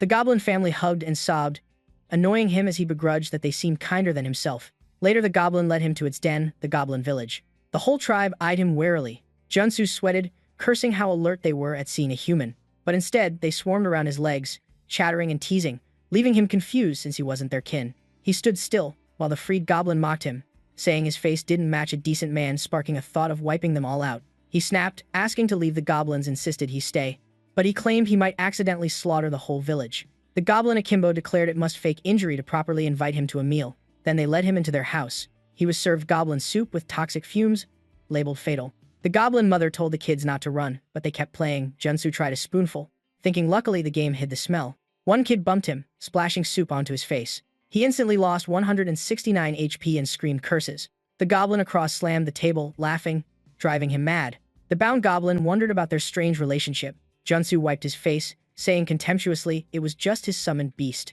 The goblin said it didn't quite get it, but thought traveling with an adventurer was life's greatest achievement.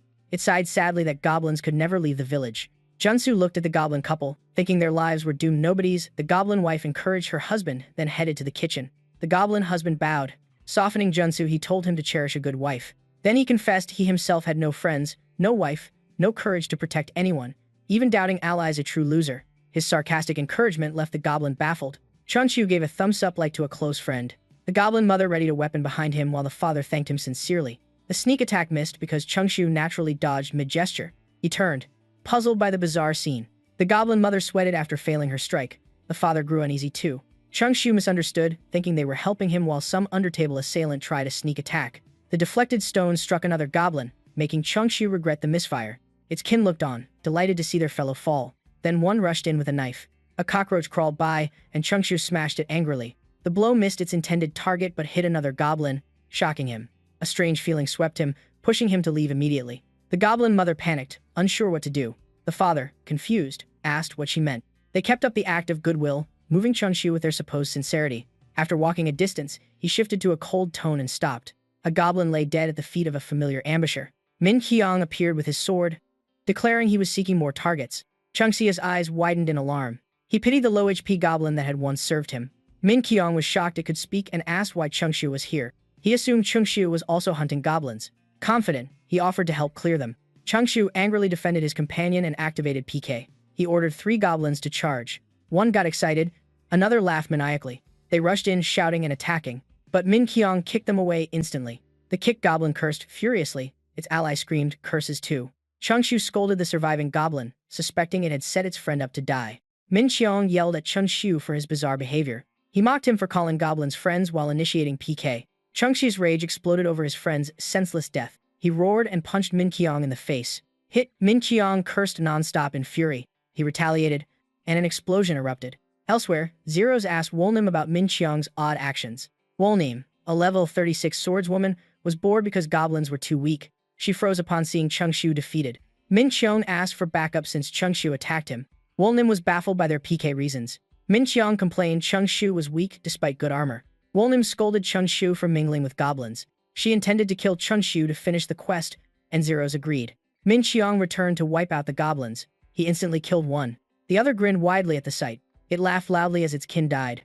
Min Qiang scolded its apathy toward its own species. He cursed goblins' filthy nature, then lectured about why Goblinkil quests exist. He ended by sentencing it to death. Another explosion rang out. Wolnim and Zeros grew annoyed at Min Qiang's chaos. Chungshu, lying on the ground, suddenly laughed, mocking the goblin quest. His words startled Wolnim, making her turn back. Zeros felt a chill as Chungshu called the goblin again. The goblin held Min Qiang's head. Chungshu said it was the region's strongest boss. Wolnim immediately charged it. It bit her leg, nullifying her full attack. Seeing that, Zeros rushed in too. He struck a crit that caused an explosion, helping Wolnim retreat. She landed safely afterward, then angrily complained it had blocked her kick with bare hands. Zeros mocked her for calling goblins weak earlier.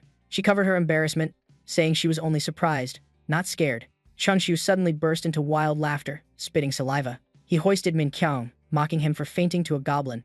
Quanjin objected and got cursed out by Wolnim. Chungshu berated them as treacherous compared to loyal goblins. Wolnim denied the head display accusation in anger. Zeros cut in, urging her to focus on killing the boss first. He emitted red aura. Chungshu blamed them for enraging the boss. He ordered the goblin boss to attack them immediately. The boss laughed excitedly, but it began jumping around instead of obeying. Enraging Chungshu, he considered begging it instead. Chungshu ran toward the boss at once. He slipped past Zeros and Wolnim smoothly, then dropped to his knees, pleading for the goblin boss to spare him. The boss eyed him with a sly smile. Chungshu told himself humiliation was worth it if it listened. The boss casually waved dismissively, signaling to let it go. Junsu bowed low, apologizing and promising food tribute and no more reckless orders. One Nim mocked his kneeling, while Zeros snapped, wanting to kick him away. A terrifying gust blasted Zeros into the air. One Nim stared in shock. Junsu boasted that his plea had been answered. The system granted him goblin points for losing human dignity. He looked at them and gave an insinuating apology. One Nim sweated, begging him to stop. She despaired while Zeros fainted against the wall. She couldn't believe a goblin had punched Min Qiang flying. Seeing him collapsed, she accepted the absurdity. With Zeros dying, One Nim guessed they couldn't win. She fled to call for reinforcements. Junsu mocked her cowardice for running. A goblin grabbed her ankle, dragging her down. She slammed hard into the ground. Junsu raised a hand, declaring the era of goblin oppression over. Goblins swarmed her following his rallying cry. Junsu said their savior had descended. He shouted that humans were treacherous and deserved punishment. Eyes wild, he ordered total slaughter of enemies. One Nim paled as he summoned every goblin. A sea of goblins surrounded her, beginning the uprising. At Elbaz's Phoenix Fortress, a guard suggested writing a 3-word poem and got cursed by a comrade. Another frowned, noticing something off. A cloud of dust rose before them. Goblins marched in formation like a flood. Guards panicked, fearing the very thing they dreaded. The feral-looking goblins closed in. Junsu rallied the Goblin Legion, his face twisted in mania, proclaiming humanity's annihilation. 3 hours earlier, he had sentenced One Nim and Zeros to death. She went pale, hearing him order all goblins assembled. One Nim saw hordes gathering under Junsu's command. They roared violently, chanting to kill all humans. Junsu suddenly ordered a halt, forbidding her immediate death. He said dying and respawning was too easy for a traitor. Standing behind her, he said her allies were dead or unconscious. No one could revive her. Then suggested she taste the pain they felt. He licked his lips, assessing her body shamelessly. His lewd words left her pale. Now one Nim was slung over his shoulder while Junsu roared human extermination. He warned her not to log out since he held all her gear. She reluctantly obeyed. He said he'd keep her like a pet, which she rejected. At the Adventurers Guild, a soldier reported a massive goblin attack. It was the guild headquarters.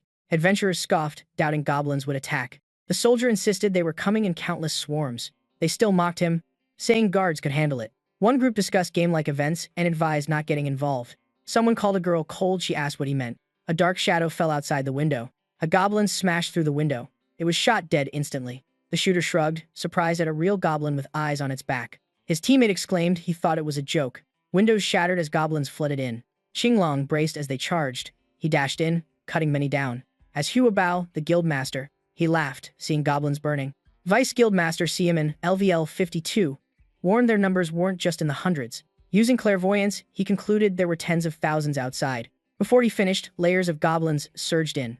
They brushed past Qinglong, making him cry out in horror. All adventurers were swept into chaos. The blonde man judged the city was in grave danger. He was Horace Philiber, LV 62 marksman, leader of the Armstrong branch. The LV 58 alchemist beside him urged the vice captain to just watch, but he refused.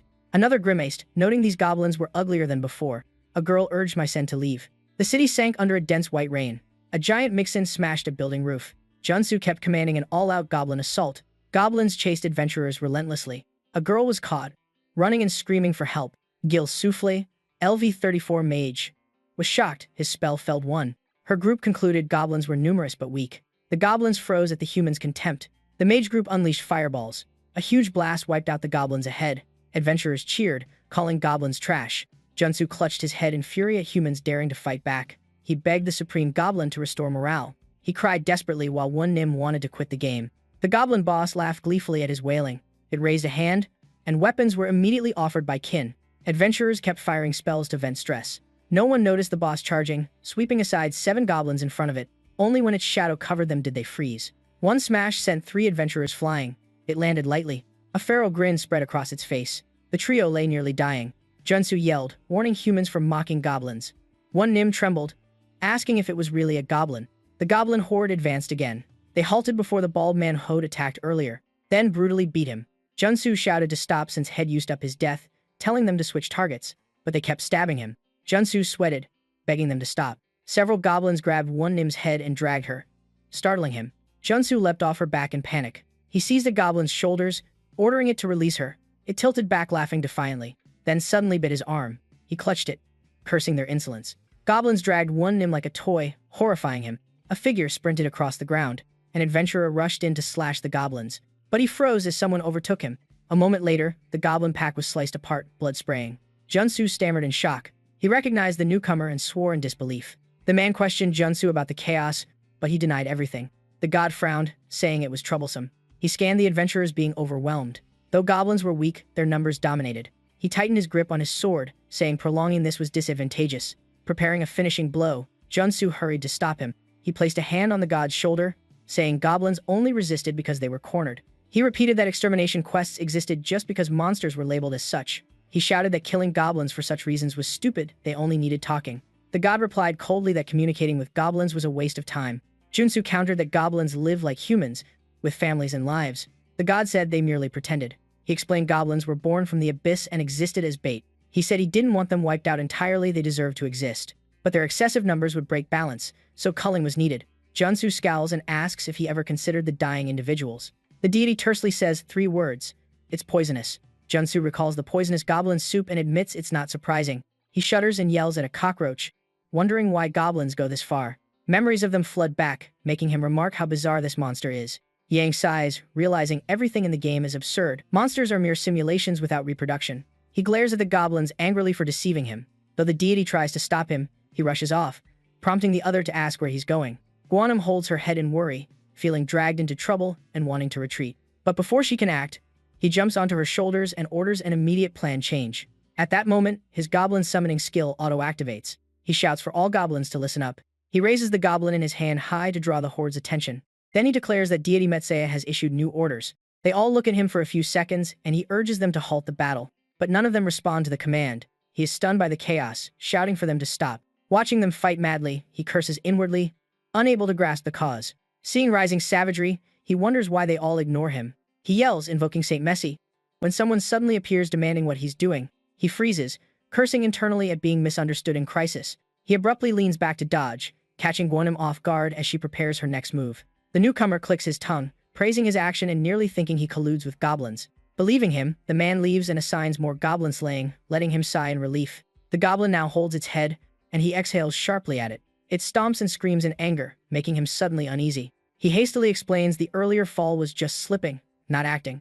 The goblin bends down to pick up a large rock. It swings the rock at him, terrifying him to the point of wanting to faint. He grabs Gwenem's hand. He pulls her as a shield, so she takes the hit while he activates the goblin gathering skill. He whispers to bleeding Gwenem that he won't forget this merit. Then pushing her aside, he turns to scold the goblin for attacking its summoner. He rummages through his things, muttering that he can't let this drag on. The goblin just stands there blankly as he threatens to discipline it. A strange object shoots upward, entering Irene's sight. She mutters in confusion at what she just saw. Then she lowers her gaze to observe more closely. Below, he is facing a flop-eared goblin, making her realize he's the troublemaker from before. She widens her eyes at the blazing red whip in his hand, suspecting rash intentions. She assumes he plans to activate the cursed whip, which triggers frenzy if misused and drives summons insane. He lashes the whip while shouting that Catherine gave it to him to teach the goblin a lesson. He swings the whip as Irene rushes in to stop him, but a massive explosion erupts next. Guildmaster Qinglong stands atop goblin corpses, delighted by the slaughter. The Vice Guildmaster reminds him the situation is dire and many have fallen. Qinglong flares up, claiming anyone slain by goblins deserves it and will be expelled. Elsewhere, the blonde sharpshooter keeps firing nonstop. Goblin heads are pierced cleanly like drilled holes. They burst in clusters as he counts the 100th headshot. He glances at his female teammate and says the shooting practice is enough, prompting her to explain. She meticulously reports that 100 bullets killed only 99, insisting she counted seriously. He laughs with a thumbs up, asking if she included that one. She turns to answer when a bullet grazes her and hits a goblin behind, making her ask which one. The bullet continues piercing the goblin's head. Blood sprays like an opening performance he crafted especially for her. The remaining goblins fall into chaos, making Qinglong complain killing them one by one is too slow. He draws his sword, envelops it in energy, saying monster hunting must be done properly. He unleashes chain sword strikes like flying eels. The goblins freeze under the pressure. A gigantic, aberrant goblin advances. The Vice Guildmaster grows alert, sensing something off in the goblin formation. The crowd parts to reveal a bizarre core entity. It bares its teeth, eyes locked on them.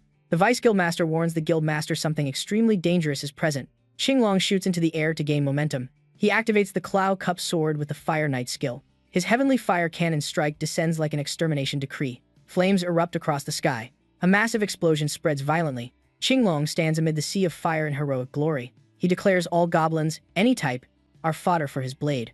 Then a goblin leg suddenly sticks out of the flames. He laughs gleefully at the strange sight. The goblin walks out of the fire, making Qinglong curse in confusion. Away from the battlefield, Irene panics, reaching out to stop the madness here. But Chunsu, with a comedic face, still decisively lashes the whip. The strike aims at the goblin standing blankly before him. The whip's tongue nearly touches the flailing monster. The crack sounds, and the goblin's body erupts in thick, blood-red energy. Irene hears the blast in shock, despairing as she screams at his reckless decision. Seeing Chunsu frozen with drool dripping, she panics and shouts to cancel the summoning at once, but he collapses unconscious from the lash, leaving her frantic. Meanwhile, the red energy disperses in the air. The goblin that should have been knocked down turns berserk, mutating into a highly dangerous state. Irene recalls that when control is lost, summoned beasts gain full berserk stats, luckily still manageable at this level. Yet before she finishes thinking, she must dodge its lightning-fast charge. Without her trained reflexes, she would have been crushed by its jaws. She retreats repeatedly, sliding hard enough to kick up dust. She finally creates safe distance, but the tension stays taut. Cold sweat runs as she notes the worst part of berserk mode is total loss of master recognition. And indeed it proves that by eagerly rushing toward Chunsu. At the critical moment, Misin appears and grabs Chunsu in its jaws to pull him out. Seconds later, it flings him away from the zone to safety. Irene immediately uses summoning magic to call Jielan to catch him midair. But the berserk goblin leaps unusually high thanks to the explosive surge inside it.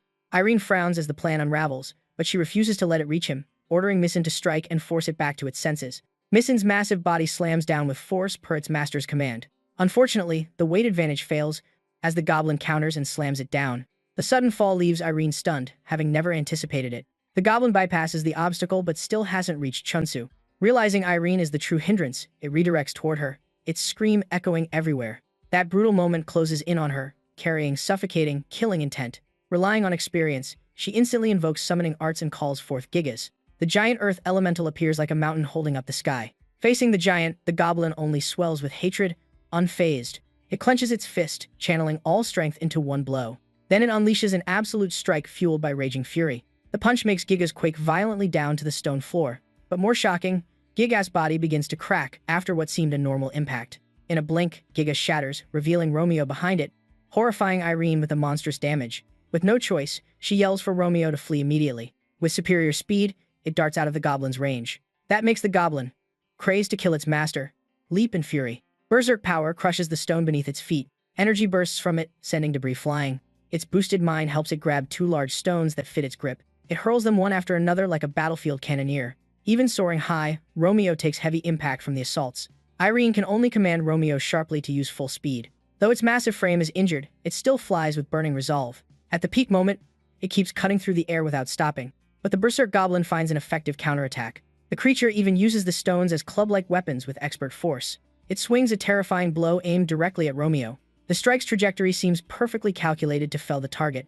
And as predicted, the escape path Irene set collapses, leaving Romeo unable to maneuver. Its first scatters while Chunsu remains unconscious, fueling Irene's fury. She snaps, scolding him for becoming useless at the worst time. She reaches out to catch his falling body. This time she fully grabs Chunsu. Both plummet freely through the vast sky. Irene twists to shield him, her body slamming down and kicking up thick dust. The goblin, seeing everything, grows even more frenzied. It drags its weapon step by step, convinced its prey cannot escape. Meanwhile, Asphalt Dacid watches elsewhere in utter delight. The goblin trudges through the flames, making him sneer, wondering if it truly seeks death. Without delay, Asphalt readies himself to unleash the Fire Knight's skill. The sword in his hand ignites with fierce immortal flames. Shiemin runs over, stunned that the monster survived the eternal flame attack intact. He frowns. Deciding it's time, he assists. But Asphalt dismisses him, saying needing rescue means he's lost, so Shiemin should sit like always. The remark freezes Shiemin, wondering why his IQ 160 talent is treated as a mere bystander. His pent-up anger bursts as Asphalt finally attacks, while he laments doing nothing. The goblin refuses to yield, roaring as it prepares to counter. The clash between both sides flares like a crimson dawn. It's unclear who wins at first, but one side is scorched in dense black smoke with extreme damage. Unexpectedly, the one blasted away is Asphalt, the ever-arrogant fighter. Onlookers freeze, unable to believe what just happened. Horace chimes in, confirming he saw the absurd scene with his own eyes. Riemann is mentally drained, hearing the verdict that it was max damage. The victor is the triumphant goblin, while he trembles, saying taking damage above HP results in instant elimination. Du Min cries helplessly while shouting for the guildmaster. But a familiar deep voice rings out, declaring he isn't dead. Asphalt, who should have fallen, stands up fine, shocking everyone. Raymond yells, not understanding how he's still alive. He doesn't answer directly but asks about the strategy the boy just rambled. His sword point aims at the smoking goblin as he asks how to counter a monster, dealing max damage in one hit. Siamin steadies himself, saying the first strategy is to run far away. His eyes sharpen victory is impossible, but they can still land one quality hit. Asphalt sums up can't win, but at least they can deliver one strong blow. He reignites the immortal flame, declaring hell pour everything into a single finishing strike. The goblin watches Asphalt charge with eyes ready for battle. Shiemin urgently warns that without his signal, no one must rush in. He places orbs on the ground, assessing how absurdly strong the goblin is when even the guildmaster's hit didn't budget. He continues scattering the spheres, cursing the monster's broken power level. He thinks of the eternal flame buff, the one armor-piercing strike that could turn the tide if it lands. The goblin still laughs wildly, gaze unhinged with challenge. It plants its hand on the ground as if ready to erupt. Its laughter grows louder, signaling a murderous charge. Dasat, meanwhile, grows more excited, determined to solo to the end out of pride. Shiemin grits his teeth, choosing to risk one decisive hit then retreat if it fails. The orbs on the ground begin reacting. A stone spike rises from within. Then a forest of gypsum pillars bursts across the area. Blue light spreads the sign of Simin's power activating. He tells himself this place must obey him like a lab, using his authority to bind the goblin's legs. Once the entrapment succeeds, he shouts the attack signal. Dasat sees the foe bound and channels everything into the decisive blow. He mutters that he thought he was done, for the goblin truly is terrifying. Yet he still arrogantly asserts he's superior. His full-force strike crashes down on the immobilized monster. Even after taking the hit, the goblin keeps laughing. It even sticks its tongue out to mock them. Shiemin fumes, unable to grasp how it's already breaking free. The goblin shatters the restraints and counterattacks, but Daskats is gone. That's because Xiamin teleported him, leaving him stunned at the relocation. Siamin warns that trading blows endlessly is just pointless death. Then he shouts to the other group that risking their lives for this game is utterly foolish. The spectators begin convincing each other to withdraw, saying the damage is too absurd to bother with this insane event. The crowd gradually leaves, logging out to wait for the chaos to end. Philiver, seeing this, urges his group to retreat too, admitting they can't beat that thing, and even if she wanted to fight, he wouldn't let her get involved. Sao Luo pauses, sensing something strange. She realizes he's acting and turns to question him. Philiver grins, admits he tricked her, and tells her to wait 10 minutes for what happens next. Sao Luo vanishes, leaving her sentence unfinished. Da Sha grits his teeth in irritation. He grumbles that the hit landed and its HP must be dropped halfway, quitting now is a waste. Jemin snaps back, saying he's being stubborn. His motion lock skill works only once and needs a full minute to recover. Before he finishes, a rock shoots toward them, nearly hitting his face. Da Sha immediately goes silent, staring at the flying object. The goblin hurls stones at them like a childish game. It grins crookedly with feral madness. Shocking, Jemin, did it really throw that at their faces? Nearby, Philiver draws his gun and fires twice. The bullets pass right by Da Sha, making his heart skip as he fails to dodge. He turns, stunned, wondering why his reactions were so slow. Philiver claims he shot out of fear and accidentally hit Da Sha, doubts why he's even using a gun. Philiver argues that if he ruins the solo duel, it's because there hasn't been any real solo since the fight started. Da Sha just wants him to stay out of the way. Philiver confidently replies that once he's in the fight, he's all in. Without hesitation, the two charge straight at the goblin. While running, Philiver suddenly halts to gather momentum. He leaps off the ground. He vaults over the goblin's head and fires 2 rapid shots. But the goblin stands unfazed, leaving Philiver stunned that the shots did nothing. He mutters in disbelief that the attack caused no damage. The monster turns toward him with a chilling smile. Da Sha suddenly appears behind it, fire sword poised to strike. The slash lands as the goblin fails to react. The explosion erupts, leaving Jemin dazed, unable to grasp what's happening. Hez shocked that they keep diving into battle when their survival odds are worse than winning the lottery. Da Sha laughs with confidence again, leaving Jemin even more confused about these two daredevils. Philiver shows no hesitation and prepares another shot. The goblin is engulfed in flames, yet remains unmoved. Then suddenly it charges out as if uninjured. Chunsu jolts awake, shouting loudly. He clutches his head in pain, clueless about what he just went through. He then looks down to see what he's holding. He squeezes the soft green object in his hand, wondering what it is. Its bizarre look makes Irene grimace in disgust while he praises how soft it feels. She recalls him collapsing on her so hard she nearly cried, then feeling disappointed when he woke up. Chunsu finally notices Irene beside him, and she dryly orders him to stop squeezing it. Irene demands he sever the link with the goblin immediately. He asks why. She reminds him he whipped the goblin in the face and triggered a curse. He falls silent, and Irene says the goblin is rampaging. She asks if he ever considered the pain it's feeling. She urges him to cancel the summon to save everyone. Chunsu calmly replies that he has no idea. He explains the game doesn't have a function to cancel summons. Irene is baffled while he's frustrated because he wants to undo it but can't. She yells, asking what if the goblin gets seriously injured. He snaps back bitterly that she treats harming others as trivial. Chunsu raises his voice, issuing a warning. An explosion erupts behind him, but he stays calm since Hei's unharmed. He turns to see what happened. The goblin is blasted away, and he calls out to it softly. Da Sha gets up after taking a sneak attack. He worries because the goblin hid that move well. The goblin is flung again. It spins wildly through the air. Then it lands neatly as if nothing happened. The air freezes for a moment. The goblin instantly dashes toward them. Da Sha gathers power for a finishing blow. But he runs out of energy, he exclaims in shock. The goblin lunges to attack. Da Sha's sword is knocked from his hand. It sweeps a hand to cover his eyes. Jemin jumps in to save him. He scolds him for what he just did. Jemin yells at him for dropping his weapon mid-fight. He punches Da Sha, urging him to fight to the end. He shouts that they must win like always. Jemin's voice cracks, better not die if they can't win. He bursts out crying in fear, telling them to run. Da Sha stands frozen at the sight. He squeezes Jemin's eyes shut, telling him to be quiet because whining only weakens them. He decides to retreat, saying anyone reckless can die alone. Philiver also quits the fight, finding it too troublesome. He asks what that strange comment even meant. From afar, Chunsu charges in like a storm. Hez being chased by an entire goblin pack. Earlier, he panicked seeing his goblin take massive damage. He feared that if it died, his life would be over. He whispered, trying to summon it back, shocking Irene. She said that method is useless. He'll get attacked as well. She says he must remove the berserk state. He asks how. Irene says only the Nuo Huo Guildmaster could cause that explosion. She explains that when HP hits 0, a summoned beast snaps out of madness. He asks if that means people are supposed to kill it. Irene says summoned beasts only sleep, not truly die. But in the case of his goblin, she's not sure. He gets angry, forced to bet his life on her words. He breaks down, saying the goblin is his whole life.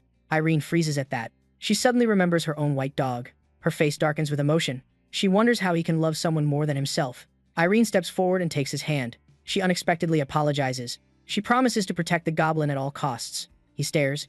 Still annoyed, she's talking nonsense. She explains his goblin is a real life form and cannot be unsummoned. She compares it to a wild beast abandoned for too long.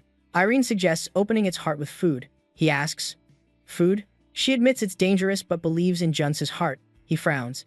Thinking she's rambling, he only wanted to smash that guy, recalling he once used bait to lure goblins. He realizes he's never fed it once. He pulls out food for the goblin.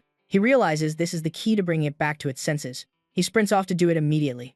Irene asks why he doesn't use the summon recall skill. Another goblin leaps at them. She panics at the sight. She realizes the whole goblin pack is chasing Chunsu. He runs for his life. He glances back to assess the situation. One starving goblin is right on his heels. He looks at the food in his hand. He looks at it again in confusion. His face turns pale and he screams at the hungry pack to back off. Back to the present, he curses his own bad luck. Dasha asks why he brought the whole pack here. Philiver guesses they smelled something tasty. Chunsu slips between the two of them. Jemin asks blankly what's going on. He cries out that they're doomed. He waves goodbye to the vice guildmaster before fleeing. The goblin pack swarms Dasha. Philiver has already escaped. Chunsu yells while running, scolding him for fleeing without permission. His goblin stands frozen. He holds out a sausage, urging it to eat quickly. It drools hungrily. He shudders at its berserk strength. He feeds it while trying to calm it. He brings the food to its mouth, calling it back. He keeps praising it to soothe it. He gently pats it, saying good. The rest of the pack rushes in to steal the food. His summoned beast is dragged away too. The mob sweeps everything aside like a storm. Chunsu holds his head and endures. He grits his teeth and curses the useless goblins. His face reddens with rage at their greed and numbers. He mutters, then yells that losing a few of them wouldn't matter. Goblins pile up into a mound. They trample each other to snatch the prey. But the ground begins to sink. The goblin tower freezes in confusion. The earth suddenly explodes. Chunsu is stunned as the armor triggers a rare skill. He stammers. Shocked, the armor holds heaven earth shatter. A notice says all goblins following him were erased, leaving him numb. Another notice, a satisfied goblin grants 1 goblin point. It bursts from the rubble at incredible speed, then uses other rocks as footholds to dash off. In a blink, it nears where Chunsu fell. A shockwave erupts everywhere. The goblin itself had dived in to save Chunsu. He opens his eyes faintly, relieved it's still conscious. But it smiles foolishly, annoying him. If hungry, just say so. A sausage appears right before it. It abandons its master and dives into the food. He lies flat, cursing his miserable life. A notice goblin extermination mission complete. Irene rushes in, fierce and direct. She bows, confirming the berserk state has ended. She scans around, asking if he wiped them out. He snaps back she's not his mom. She sighs, saying she only worries for him and wants honesty. Her voice hardens. This goblin mess was his, right? He denies it. She tells him to swallow and try again. She steps to the crater's edge to inspect. She explains goblins are weak mobs. No matter how many, they can't harm players who respawn freely. Still, causing chaos is his fault, so compensate the villagers. Chunsu sweats but yells he planned to anyway. A green-haired swordsman hears the explosion there. He leaps up through the rain of debris. The Hoang Hun group recoils in fear. Below turns out to be a massive goblin treasure hoard. Elsewhere, the leadership says this time's results look promising. Blackround Head orders immediate reporting of data on G67. Longhead reports G67 dealt 99 million damage, hitting the system cap. All are shocked. Even top criminals never reach that. He says summoned beasts are weak because humans still have compassion, but G67 lacks a human heart and ideal vessel. Longhead nods, calling it a major achievement. Blackround Head laments the countless deaths across dozens of resets. He looks at his left hand, saying the one who summoned the perfected goblin G670 is the most goblin-like. He warns that if G670 indulges that absurd power, everything collapses. Restrain him at all cost. Longhead scowls, declaring only then can Iscariot survive. In an internet cafe, mouse clicks rattle non-stop. Breaking news reports the goblin raid, but damage is minor due to low levels. Chunsu exhales in relief since no one suspects him. Glad he obeyed the catgirl summoner to avoid being hunted. He curses, asking who that guy really was. He slumps, lamenting he lost 10 years of life being tricked by goblins. He remembers starving it caused the chaos, and now he's its true master, though he knows nothing about pet care. He resolves to ask the cat summoner next time since she's skilled. He pauses, wondering why someone so capable helps him. Remembering Erin's cute praise makes him blush. He strokes his chin, thinking maybe he should try courting her. Then he turns and snaps at the guy beside him who introduces himself as Sung Ryeon. He jumps back, suspecting he's being tailed. The man muses he came because Chunsu seemed worried just as Chunsu shouts for answers. Chunsu warns him and demands what he even knows. He chuckles, guessing it's about the goblin. Chunsu panics, asking how he knows. He says Chunsu's summoned beast is losing power, which is why he's worried. Chunsu presses him, what's wrong with the goblin? Did he forget to feed it? And the man confirms he truly knows nothing. He sighs, saying a severe bug effect summons. A coming patch will fix goblins, and Chunsu's overpowered one is likely due to it. Hearing this, Chunsu freezes. He slams the table, demanding the source and truth. He blinks, and the man vanishes, leaving only a Heaven's Door notice. Two kids nearby chat that the update seems minor. But the next line freezes Chunsu. A patch comes in 1 week. He logs back into the game in a daze. He turns a stone in his hand. He clenches it in anger. He grips it tightly in his palm, then hurls it down, shouting curses. The goblin just grins dumbly at the stone. Chunsu rips at his hair in despair. He grows gaunt, fearing his goblin is that critical bug.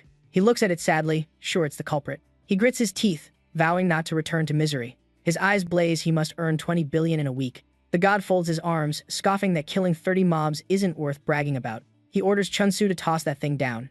Chunsu yells for the next quest, asking who to fight. The god quietly lifts his head. A notice says he must reach level 45. Chunsu explodes in curses. He struggles up to level 38. Killing 10,000 goblins raised him only 1 level. He goes to the guild to take quests for faster money, but the board shows all good ones already taken. His eyes stop at the Demon Mask quest with a 10k gold reward. He decides to take it immediately. Suddenly, he meets Quan Nim's gaze. She shrieks, falling back, calling him a deranged pervert. Chunsu freezes, recalling writing her, rejecting that weird label. Players around rush in, accusing him of picking quests like picking prey. The crowd gathers, calling him a nutcase. One declares to just take the quest sheet already. OKJ calmly suggests going together with this old lady. Chunsu yells not to steal the quest, saying he saw it first. OKJ points at the line, saying he missed the side requirement. He squints and reads carefully, then gapes it needs 3 people, and he laments dragging 2 burdens. He points at Quan Nim, saying Shay's at least useful. He points at OKJ, calling her a useless old hag. She smiles lightly, saying he can refuse if he's strong enough. Chunsu jerks his chin at her, boasting many want to team with her. Players sneer, instantly bringing up his scandal with Hanky Muasa's daughter. Seeing tensions rise, Chunsu darkens no time to argue. He shouts fine, hell drag the old lady along. He glances at the last party slot. Quan Nim panics, clutching her head, refusing. Thus, the trio Quan, Nim, Chunsu, and OKJ is formed. Afterward, she swings non-stop, slaying beasts. But her face twists, wondering why she got pulled into this. She sighs, lamenting being stuck with this lunatic. Chunsu ignores her, yelling the pace is too slow. Quan Nim cries she can't run anymore. She points at the bears, saying she can't wipe them in 1 strike. Chunsu sighs, saying whatever being accused of summon exploits is inevitable. Then, he declares the goblin has marked targets for her. Quan Nim stammers, go bun. The goblin laughs gleefully and charges the bears. But before striking, flames surge out. OKJ yells shell handle the bears, startling Chunsu to tell her to move aside. The bears lower their heads, growling a warning, but the goblin darts in and counters. The bear crashes to the ground under everyone's gaze. The goblin grins ear to ear in delight. Quan Nim realizes it's the same goblin from before. She trembles, asking why it's here. Chunsu calmly says because it's his summoned beast. Quan Nim pales, confirming he summoned a monster. Chunsu proudly boasts he commands the Supreme Devourer. The goblin leads the group, hopping ahead. The 3 trail behind in silence. Quan Nim stops crying and asks OKJ why she plays Heaven's Door. OKJ mishears. She nods, saying she started because of her husband. Quan Nim excitedly asks for romance. OKJ coldly asks what romance is. She still asks about the husband and his class. OKJ sighs as memories return. By then, the goblin has stopped, grinning slyly. Chunsu lifts his chin, believing this is the legendary demon mask monster. Quan Nim steps back as more than a mask appears. She rushes to block OKJ from approaching.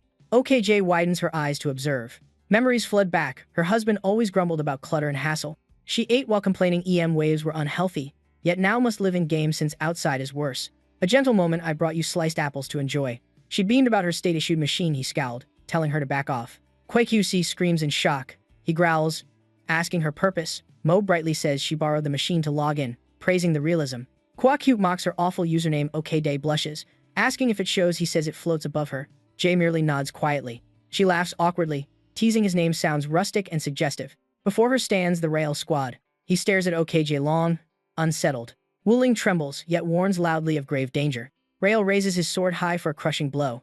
OKJ stammers that the kids may need to support the elderly. She summons a violet orb in her palm. The projectile fires and wipes out the Rail group. Chunsu is stunned, praising her overwhelming strength. OKJ quickly slips into the misty smoke. Chunsu's face darkens. The goblin grins blankly, clueless.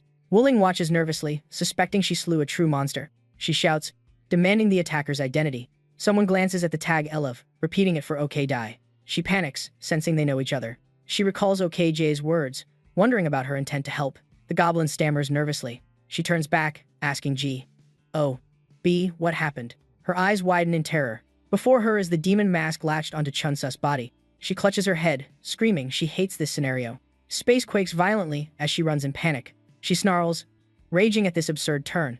Chunsu taps her back lightly, giving Wen Nim goosebumps. She stiffens, then kicks off hard. Wen Nim kicks him in the face, scolding him for holding the mask. The mask pops off. Chunsu, bruised, slowly regains clarity. She notes only minor injury is needed to separate the mask, not a KO. Then recalls the object always seeks the nearest person to the fallen host. She desperately hopes Chunsu understands. Freed from control, he staggers, cursing from nausea. He turns to yell she ran instead of helping. Now Guan Lim is possessed, muscles bulging violently. Chunsu freezes at the sight, heart sinking. He tiptoes back cautiously. When he pins him to a wall, he blushes, begging for brotherly mercy. She ignores him and slams a punch into his gut, making him spit blood. He summons the goblin when he unleashes a combo on both him and the creature. He defends, while cursing the mask controls its host. Chunsu orders the goblin to strike directly at the mask's core. She instantly summons a stone weapon with a loud shout. The mask slowly detaches from Quan Nim's face. She widens her eyes, dazed by what she just did. The goblin can't dodge, and Warnham takes the full stone blow. The mask lunges for a host again. Chunsu panics and raises the goblin as a shield. It tries to latch onto the goblin's face, but its long nose accidentally blocks it. The mask stubbornly tries again. Failing, it switches targets, making him run while cursing. Ahead, OKJ carrying Kwa Kuk appears. Chunsu snaps at them to move. She sees him charging and screams, forbidding him to approach, scolding him. Her words make him frown, thinking she insulted him. He glances at them, muttering that their names sound familiar. He recalls the mask once clung to someone from the Paco Kriya class, then looks at the runner beside him to confirm identity. He yells in shock, "Are they blood relatives?" and gets the reply, "They're spouses." He sweats, accusing them of tricking him into this quest. The mask keeps chasing. He threatens that once free, they'll pay. He sprints off, leaving OK carrying Kwaku panting hard. He groans dizzy, and she turns back asking his condition. The mask suddenly slaps onto her, making her scream while Kwaku is baffled. She flings him off, making him groan hell pass out. Chunsu skids to a stop while running. He wonders why the mask won't cling to him. Kwaku rises shakily, staring at the figure ahead in confusion. He trembles, calling out OK-die. Kwakuk snaps that youngsters can tank hits, but elders die from one. Junsu narrows his eyes, suspecting they're hinting he should wear the mask. He sneers, scolding the old man for risking heart issues and overreacting to crowd control. He growls, asking why he even plays if worried about his heart. Don't dive in if it's dangerous. Then, Wanim's scream alerts Junsu as two underlings appear. Curious, he asks how she survived the punch. She says no HP loss when PK is off, then asks if he put all stats into speed. Junsu points ahead, accusing the old lady of wanting someone else to tank the mask for her husband. He says he was planning revenge, but the mask stuck to a hat instead. Quan Nim calls his name. She asks if he ever wished to become a goblin, making him snap at the absurdity. She clarifies she meant his summoned goblin is insanely strong. Maybe he once desired to be like it. He reflects how unruly the goblin has become and thinks turning into it might be easier to control. He asks why she wants to know what he looked like with the mask. He says, like a true lunatic. Wanam gapes, asking about his form. He describes her turning tall and muscular. She calmly says that fits the mask manifests hidden desires. She loves weight training but can't build muscle. She adds a short old man turning tall isn't strange. He eyes OK-die, saying if true, the old lady is the same. Quan Nim nods at the guess. Kwa QC interrupts, trembling. He sweats but vows to save his wife. She looks at the woman's large belly, saying the lady must long for a child. A sad voice says she still cannot conceive this time either. Kwa Kyuk and OKD clasp hands, the other urges, letting go of hope. Before them appears a sunlit garden, like a yearning to grow. He gently picks a flower. Kwa Kyuk sits, comforting her to relax her face. Seeing his wife cry, he says surprised that infertility isn't her fault. She pats him, saying happiness together matters. Children don't define life. Some days you're my little one. Some days I'm yours, that's enough. Kwa Kyuk smiles through blurred tears, teased for crying like a child, then lets him cuddle her. He vows to protect her for life like his little one. Back in-game, her face is still streaked with tears. He looks at the figure ahead and calls softly. Chunsu suggests slipping away since the mask is too fast to kill. Quan DM worries they can't abandon the two. She says when masked she lost all control, speech, and felt trapped. It felt like full sleep paralysis, and the old man is still stuck in it. Quan Nim solemnly begs Junsu to save them, but he's vanished, making her panic. When she finds him, Wanam yells his name. He casually says he thought Shed wear it herself. She screams, they must destroy it. He asks, why do the hard job farming is easier? Willem forces a grin, letting him take the unique monster loot alone. Hearing unique, Junsu's eyes gleam. She points at the pair, saying the monster is tough for a reason. A colored name above OKD marks it. She says, such monsters give huge rewards. Junsu sweats, muttering about hide your loot. He calls G. O. B. to prepare. Junsu grips a whip, grinning slyly at the goblin. He proposes using it again. Quan Nim sees the weapon, puzzled why the goblin trembles. He snaps at her to hush, only this can subdue the mask. The system shows the whip's description. He thinks the berserk buff boosts power but adds random effects, just avoids stun like last time. He lashes the goblin and smugly declares dominance. Quan Nim shivers in fear at the sight. Chunsu grins, excited for chaos to erupt. He orders the goblin to attack the old lady in exchange for sausage. It suddenly roars, startling Chunsu, who doesn't understand. He grabs the goblin and points it at the target. Then he hurls the creature forward without hesitation. The goblin's silhouette streaks past, stunning everyone. Level sigils flash around its spinning body. As it charges straight ahead, fear makes the target turn. The goblin kicks the opponent's face, knocking the mask loose. The man sees it and screams, calling out. The woman collapses from the hit, dizzy and nearly fainting. Despite pain, she warns that approaching means being attacked. The demon mask closes in, making the man tremble. At the last second, Woonim rushes in and shoves him clear. She pants, shouting to get the woman out now. Hearing this, he stares wide-eyed at the sudden shift. He dashes to Okeze sitting on the ground. He helps her up, urging her to flee. Chunsu, fired up, challenges the demon mask, determined it won't escape again. The goblin, glowing red, staggers toward Guan Nim. It opens wide and lunges to swallow the foe. She, wearing the demon mask, dodges nimbly. When Nim clamps onto the creature's leg, she drives a fierce knee, making it howl. Chunsu chills. She's overpowering a berserk goblin. The goblin curls up from the blow, yet it forces itself up to charge again. Wu Nim closes in, raising her leg for the finisher. She slams a devastating kick into it. It lolls its tongue, brutally crushed. The other pair limps away while Chunsu exhales in relief. He's safe. He watches Wu Nim move, sensing something off. The goblin, even berserk, hasn't landed a single hit. Its power is real, but its strikes are oddly clumsy. She suddenly lands a straight punch to its face. Chunsu realizes the goblin isn't stronger, the opponent is weakening. Even beaten to a pulp, the goblin still hasn't fallen. The space suddenly shakes violently for no clear reason. The cave collapses, making him panic and curse. Kwa Qcu still struggles to help Okeze flee danger. Hearing cracks, he looks up in confusion. He taps her shoulder as an urgent warning. Okeze screams, clueless about what's happening. He hugs her tightly, choking up over the tender promise he'd forgotten. He admits her loneliness drove her to follow him here. Rocks rain down on them from the ceiling. Chunsu gets trapped in rubble, cursing nonstop. Woonim, freed from the mask, shouts over his angry ranting. She says she sees his hand and asks if he can move it. He sticks out his middle finger. She grimaces. She asks him to deal damage because the mask is pinning her still. He enjoys knowing she's stuck too. Chunsu strains his hand, bragging he's about to finish it. He lands a powerful punch on the sweating mask. The mask trembles violently with a loud crack. It shatters into countless fragments. When Nim laughs, mocking such a weak toy-like monster, Chunsu urgently asks if it's truly dead and demands the reward. He gropes around desperately but finds nothing. Panicked, he thinks he must grab the loot before someone steals it. A strange sound approaches as the goblin opens its mouth, staring at him pinned below. He pales, forgetting it's still berserk. The system prompts to feed it. He plans to calm it that way, but he's pinned too tightly to move his hands. He wonders why it hasn't attacked. Maybe it doesn't see him in inventory. The goblin comes closer, disproving that its eyes look abnormal. Yet its hungry expression makes him scream. It inches its face toward his. Has basically offered up like prey. In terror, Chunsu screams instinctively. He bellows his entire family tree for help. The echoes make outsiders panic, asking what happened. Has flung from his spot, shocking the Nims. The launch is so strong she can't soften the impact. Chunsu keeps flying like an unstoppable missile. It ends only when a cliff wall slams him still. Two people hiding in another pit freeze at the sight. After a long while, Kwa Kook mutters they're still alive. Okay, Jay nods, thinking heaven spared them. Nearby, Quan Nim still hasn't recovered. More crashing sounds drive her into panic. A goblin appears with a prompt to leave the area. Back to Chunsu, she explains she kept it because she couldn't abandon it. Hes plastered into the rocks, screaming to be pulled out. Woolim flails cluelessly. She holds the demon mask, stammering that she only meant to return it, afraid others would pick it up. The more he hears, the angrier he gets, threatening to sick the goblin on her. Panicked, she looks at the couple. Kwakyuk offers all their possessions.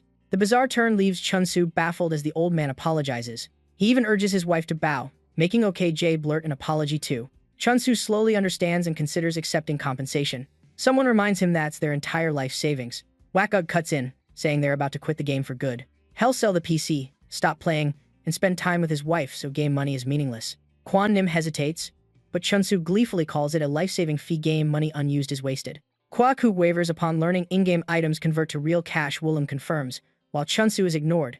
Quan Nim decides to log out and urges the couple to exit fast, while Chunsu is stuck. Chunsu loses all patience, roaring at them to hurry. The three don the demon mask at once and scream they're obviously running. They mock him further, making his face twist. His goblin vanished long ago. The god appears and confirms Chunsu reached level 40, saying he has some ability now. He leans in, mocking that Chunsu's eyes show he's nearly caught up to him, then grins wide, saying it's time for a secret. He turns and invites a stroll. Chunsu screams demands for a quest. The god rambles about finding like-minded allies, while Chunsu chases, wanting a fight. He suddenly speaks gravely of the human-demon Great War. Chunsu blankly asks what that is. The god lectures that humanity once won it. Demonic beasts were driven underground, beginning a long peace. But peace was brief as humans turned on each other. They stop before a pitch-black chamber.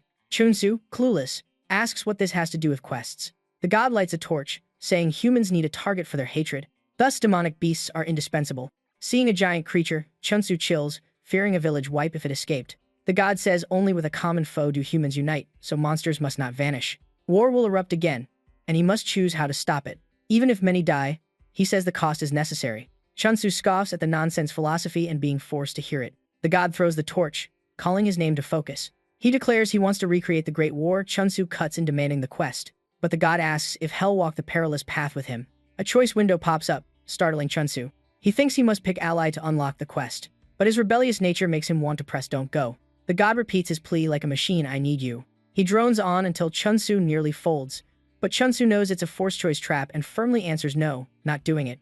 Whatever happens. At once, the god draws his weapon. He takes a battle stance, declaring hell forced Chunsu to join. Chunsu panics and flips to begging to accompany him, but the blade still swings, making him curse wildly. He takes the hit and coughs like dying. Yet no pain arrives. He realizes a level 7-0 strike should hurt. He grasps, this is a scripted loss, like the golem fight. After losing, the system will force the allied choice, so he plays along. The goblin gets fired up, making him warn it not to kill the god, but it triggers its rock-throwing skill. Chunsu howls, mission ruined. Seeing the opponent sprawled out, he shakily asks if the god is alive. The grim sight keeps him from looking directly. The god, barely breathing, praises the excellent strike. Chunsu turns pale, fearing the quest collapsed. He goes Allen, ordering the goblin to hit full power. The goblin charges, hurting monsters around the ruins including electric scorpions. A mage barges in to snipe kills, leaving Chunsu confused by the chaos. Even in open zones, no one has exclusive rights. Hez anxious to fix his mistake, the quest is basically ruined while the patch is coming. He holds back tears as the glorious era with the goblin nears its end. That mage keeps spamming lightning bolt, but the scene makes him go pale. The scorpion had already exploded earlier. He fumes at being beaten to the kill. He yells, demanding the right to farm this spot. Chunsu turns on P.K. In anger, the mage instantly faints and forfeits. But seeing the level gap, 41 versus 44, he panics, realizing he picked the wrong target. After grinding all day without even making a million, he grows even more discouraged. He needs a big score, pocket change means nothing. Has torn, thinking the goblin should have changed his life, so why is he still stuck? Sungrian's words echo to go far, you must follow the progression path, making Chunsu ache because even with an OP summon he's stuck in this trash zone. In memory, the old man mentioned a nerf notice for summons, while Chunsu felt the sky was clear until he got nerfed before achieving anything. Holding his head, he curses, convinced someone set up a ritual to jinx him this badly. Staring at the screen, he doesn't notice danger closing in from behind. A light tap is enough to kick him out of the game. He jolts awake as if splashed with cold water. Soon Ryun yells he's not the kid's babysitter. Chunsu blinks, realizing it's him again, while the old man grumbles about saving him only to hear more whining. He says if he hadn't passed by, Chunsu would have dropped dead there, asking who he fought. Hearing that, Chunsu is confused. Did he really faint? He recalls screaming because he got ambushed by a P.K. Realizing it, he jumps up, shouting that someone dared attack him. He calls the goblin to settle the blood debt. But Sungryun splashes cold logic. How will he find the culprit if he doesn't know who it is? Chunsu repeats the word grudge, but the old man asks bluntly if he doesn't make enemies, who would bother ambushing him. He adds that in-game it's not easy to loot someone unless the hatred is ocean deep. Chunsu props his chin and thinks of a name. Could it be Han Kimun? Ryun instantly denies it, saying someone like him wouldn't bother attacking and then laughing. He advises Chunsu to drop revenge. Life has random bumps, like getting hit by bird droppings on the road. Chunsu explodes at being belittled, shouting why everyone brings trouble to him. Ryun steps closer to calm him, reminding him he has more important matters. Stroking his beard, he says the patch is coming, leaving Chunsu even more lost. Then his brain lights up. The goblin will be wiped out soon. Revenge can wait. Money and quests are now top priority. Thinking that, he springs up as if shocked by electricity. Awkwardly, he asks whether that divine NPC will die permanently. Ryun reads his worry and explains NPCs revive and still give quests. That explanation reignites Chunsu, who demands details. But the old man calmly says the NPC is standing right before him. He deflates instantly, muttering old fox, and the old man corrects his name again. Chunsu admits he needs 2 billion fast and asks if he can grind it. Ryun says his summoning power is top tier. But dungeons are unpredictable, and raw strength isn't everything. Even wanting it done in a day, it may take several days or even a week. He's unsure Chunsu can clear high-level dungeons in time. Chunsu slumps, asking if he's out of options. The more he talks, the tighter his throat gets. His golden chance is slipping away. He ends up crying and cursing, saying he knew life was doomed the moment he heard about the patch. Ryan reminds him he was excited earlier and says that with a rare bug he should have farmed gold gear in strong dungeons. Chunsu regrets not exploiting it more. Stuck in low-tier zones, he laments that without the goblin he's just a shadow. Right then someone toggles P.K. and smacks Chunsu in the face. Holding his swollen cheek, he yells, asking if they want to die. Ryun also snaps, shouting for him to get a grip. He stresses that if Chunsu collapses, E-Bank will crumble. Those words ground him. That organization strains daily to deny the hidden dungeon win was thanks to him. They do everything to prove they can win without Chunsu. Their existence is constantly threatened, so they must stay wary, like facing a powerhouse. Ryan asserts their real enemy isn't the goblin, but Chunsu himself. He asks bluntly if Chunsu still thinks losing the goblin makes him hollow. Then he punches him again, telling him to stop acting pathetic. Chunsu falls back, spewing curses at the world. He calls Ryan by name. Ryan plays dumb and misstates his own name to tease him. Then he feigns surprise at being called correctly. Chunsu blushes and mumbles thanks. Hearing that, Ryun gets so excited he goes stiff. He tries to keep a straight face, but his ears are red. He offers a hand to pull him up, warning him not to regret it. Chunsu, embarrassed, snaps back. Elsewhere, Catherine live streams, cheerfully introducing a perfect dodge challenge at Heaven's door.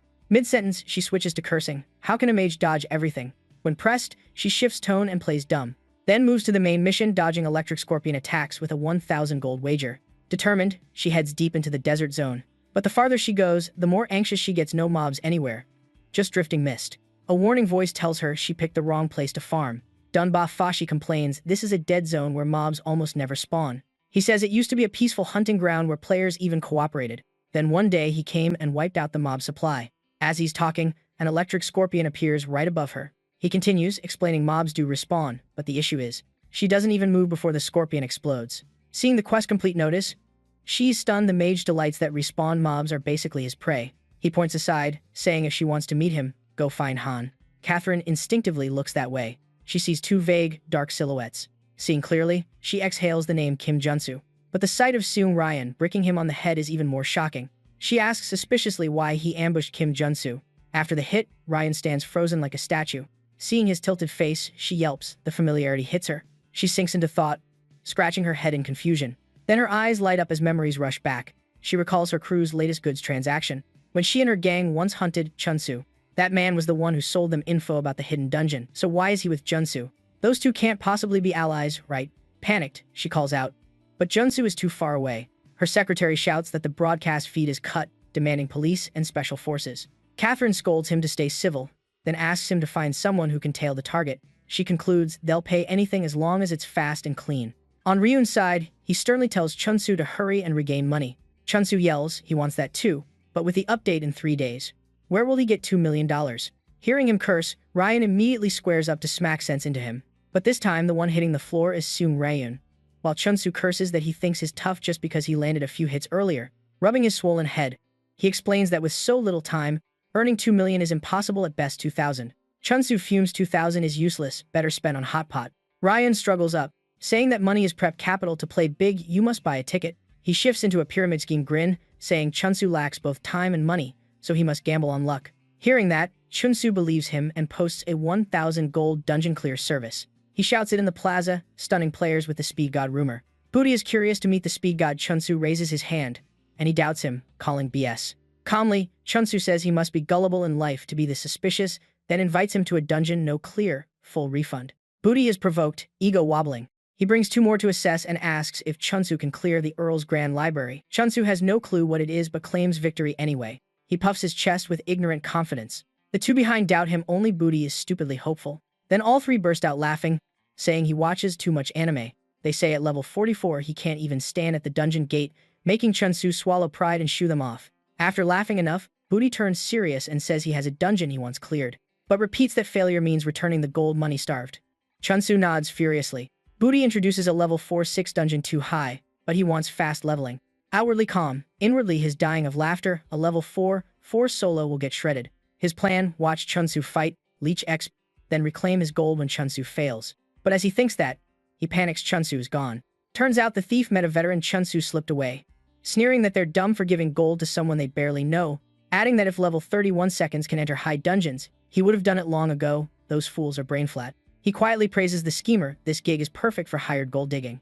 Muttering while calculating profits, he asserts Hell earned twice that old man's estimate. The system awards him a point because the Goblin Lord loves this scam. He groans, having forgotten that point even existed, cursing the useless little lord. He wipes all notifications, ignoring them. The goblin suddenly pops out, screaming wildly. Chunsu stares at his own creature in confusion. He asks vaguely, then stomps its head to shoo it away like trash. Night falls as fast as lightning. A young man wails at his streak of terrible luck. While sulking, he gets bumped by Chunsu. He pouts, demanding an immediate apology. But Chunsu walks on like sleepwalking. Annoying him, he pats his own head, guessing something is really wrong with the guy. While he's overthinking, Chunsu is busy trading with a merchant. Beniro combs his hair and asks again if they've met. He resumes his trade spiel, offering a spin for 100 gold and boasting huge prizes. He introduces a legendary item once likened to a warbeast, then a pair of teleport boots called Meteor Shower. Third prize is a Guardian's metal hardening artifact. Drooling, Chunsu urges him on, declaring he'll burn all 34,000 gold. The two burly guys beside them suddenly get excited. They crowd around, mocking him for planning to roast all his wealth. Hes stunned at how fast their attitude flipped. Seeing a high roller, Beniro nods and accepts immediately. He snaps his fingers, dimming the lights for the show. A deck of cards appears in his hand. He lays them out with mysterious flair. A flash of light chills Chunsu with confusion. Beniro keeps theatrically spinning the 10 combo draw. Chunsu trembles, picking a card, praying for premium loot. But someone stops his hand before he touches it. They tell him to stay calm, making him snap in impatience. They remind him not to break the setup or hell ruin the observation trick. The veteran guy instructs him to watch Beniro's movements closely. That's Beniro's usual selfie-like pose. The man explains the pose hides Beniro's facial reactions. He says Beniro's tiny shakes match the card because he's already peeked at it. The rarer the loot, the stronger his reaction, almost like spirit possession. Hearing this, Chunsu feels the card he's touching is glowing. The air grows taut like a death wire, but he flips a worthless junk prize. He complains about the shaking tell, but the guy instantly denies it, saying he was joking. The crowd cheers him on. He's only lost a bit compared to his whole bankroll. He reassures himself he still has plenty of capital, so he keeps going. But the next rounds are all trash, making him want to scream to the sky. Addicted, he throws more gold for another 10 spins. This batch is even worse, making him curse fiercely. Enraged, he tosses in gold for 10 more rounds. His gold bags pour out like a bottomless well. Each spin sends another pouch flying away. At his limit, he grabs Beniro and shakes him in frustration. After venting, he fears he's about to go broke. Then a familiar muscular hand lands on his shoulder. The guy says sometimes spiritual tricks are worth trying. He suggests letting someone else pick, making Chunsu snap back. But then he freezes, thinking maybe he really is cursed with bad luck. When he drags out the goblin, the whole gacha hall erupts in shock. He ignores them and shoves it into the setup to pick a card. The goblin recklessly dives in, scattering the table. Cards fly everywhere. He curses, regretting waking it. But the muscular guy shouts like he spotted something strange. What made Beniro's face twist like that? Chunsu is drawn toward it too. He bends down to look at the fallen card. It lies alone, radiating a different aura. His lips tremble. He can't believe his intuition. He lifts the goblin, frozen in thought. Then stammers, could this really be a rare pull? The crowd roars, saying Beniro looks electrocuted from genuine shock. The two burly men laugh like they hit the jackpot, praising his rising luck. One boasts he's seen Beniro's twisted face 3 times. Chunsu thunders at him to shut up. He focuses entirely on the card before him. He repeats seeing Real's words, hitting the Lion King gauntlet means a new life. That thought makes him kneel in ritual solemnity. The crowd holds its breath with every move. He reaches out, lifts the card, forgetting all minor prizes. He whispers a chant and raises what he drew. Someone ruins the moment by yelling the completely wrong item name. He stares at the item in a trance. Seeing the illustration clearly, he immediately curses at its weird name. The crowd murmurs that this counterfeit-looking item is rarer than the top prize. He rages as they talk like they've discovered a treasure. A burly guy explains that cosmetic items can be insanely valuable. Some games sell statless accessories for billions just because they look good. Chunsu freezes, asking who'd be crazy enough to buy statless junk for such prices. He replies instantly that beauty always makes people open their wallets. For example, cosmetic surgery is costly, yet people pay like it's daily rice. He says beauty is instinct, annoying Chunsu, who mocks his posing. Chunsu circles back, so this item is extremely valuable, right? He corners Beniro, who sheepishly admits its odds equal the top prize. The answer leaves him stunned. Beniro explains the item is untradeable. It's so rare people burn fortunes without seeing one. But angry at not getting what he needs, he threatens to burn the remaining 9,000 gold. After more spins, he despairs, completely broke. He self-hypnotizes that with so many spins, probability must burst soon. Trembling, he presses another spin. The burly guy warns he already has a super rare item, stop nuking his wallet. Consumed by addiction, he sells all his gear to keep gachaing. The two burly guys wonder aloud if the rare item's price is actually high. They ask how much he wants for it. He says you set the price, making buyers instantly nervous. Suddenly, someone offers a full 1 million gold. The crowd explodes at the enormous figure. Even he can't believe his ears. He regrets it, knowing the armor is worth even more. Du-ho calmly steps into the circle. He shrugs, saying it's not actually worth that much. He urges a quick sale because he wants to use it. He tries asking more, but his mouth accidentally accepts the deal. They both snap open the system to trade instantly. He puts the armor on the trade screen fast, but receives a bizarre item, making him explode scammed. Du-ho shows it, claiming it's a rare dragon heart. The crowd gasps it's a legendary material from the Chaindragon Jiao Woomers. Seeing their reaction, he assumes it must be top tier. They hype it further, saying Du-ho is even taking a loss due to time cost. Fully duped, he accepts the trade, but the system says the transaction was cancelled, stunning him. Du-ho apologizes, claiming misclick, wanting to redo it. He urges him to hurry so he can seal the 1 million deal. Du-ho takes the item, then vanishes like the wind to escape. He wonders why the guy logged out so fast, then reassures himself he has bigger concerns. But seeing what's in his hand, he turns to stone. His face drains completely, not what he expected.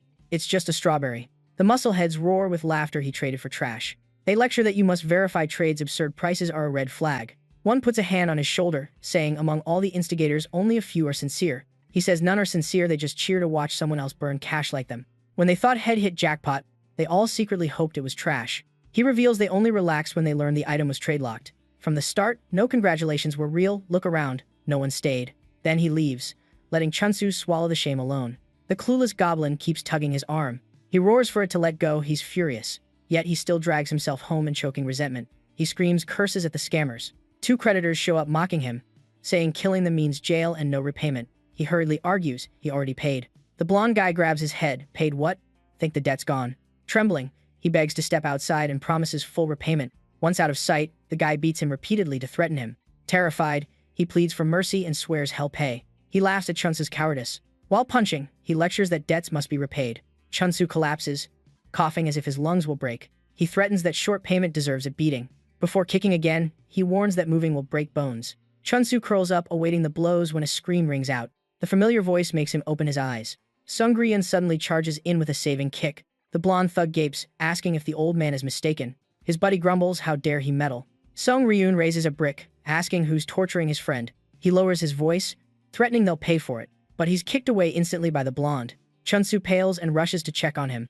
The blonde picks up a fallen wad of cash, mocking the old man for causing trouble. Seeing its money makes him even happier. Sung-ryun gets up grumbling, asking them to hear him out. Chunsu is shocked, why pay his debt? The creditors see a stack of 1,000 denomination bills totaling 1 million. Ryan says that's just interest, take it and leave. The blonde hands the stack to his buddy to recount. He sneers, asking who the old man is, convinced Chunsu has no friends. Sung-ryun brushes off dust, saying once they take the money, it's over. He states plainly, he has no duty to explain his relationship with Chunsu.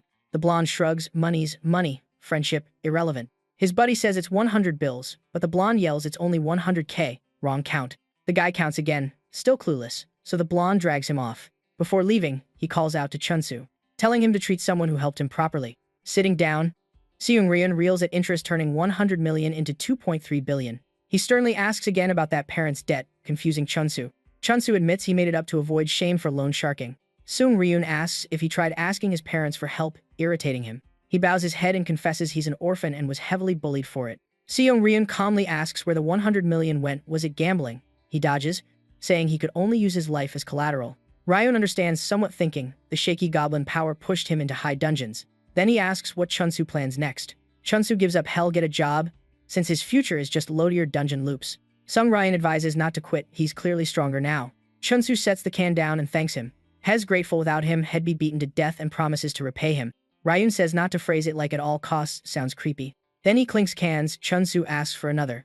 On update day, he lies in the simulation pod, thinking he's reached level 44, far from his mining days. He reminds himself quitting over a nerfed goblin is premature, he's grown strong. Seeing the goblin unchanged, he snaps it's only as strong as a level 1 mob.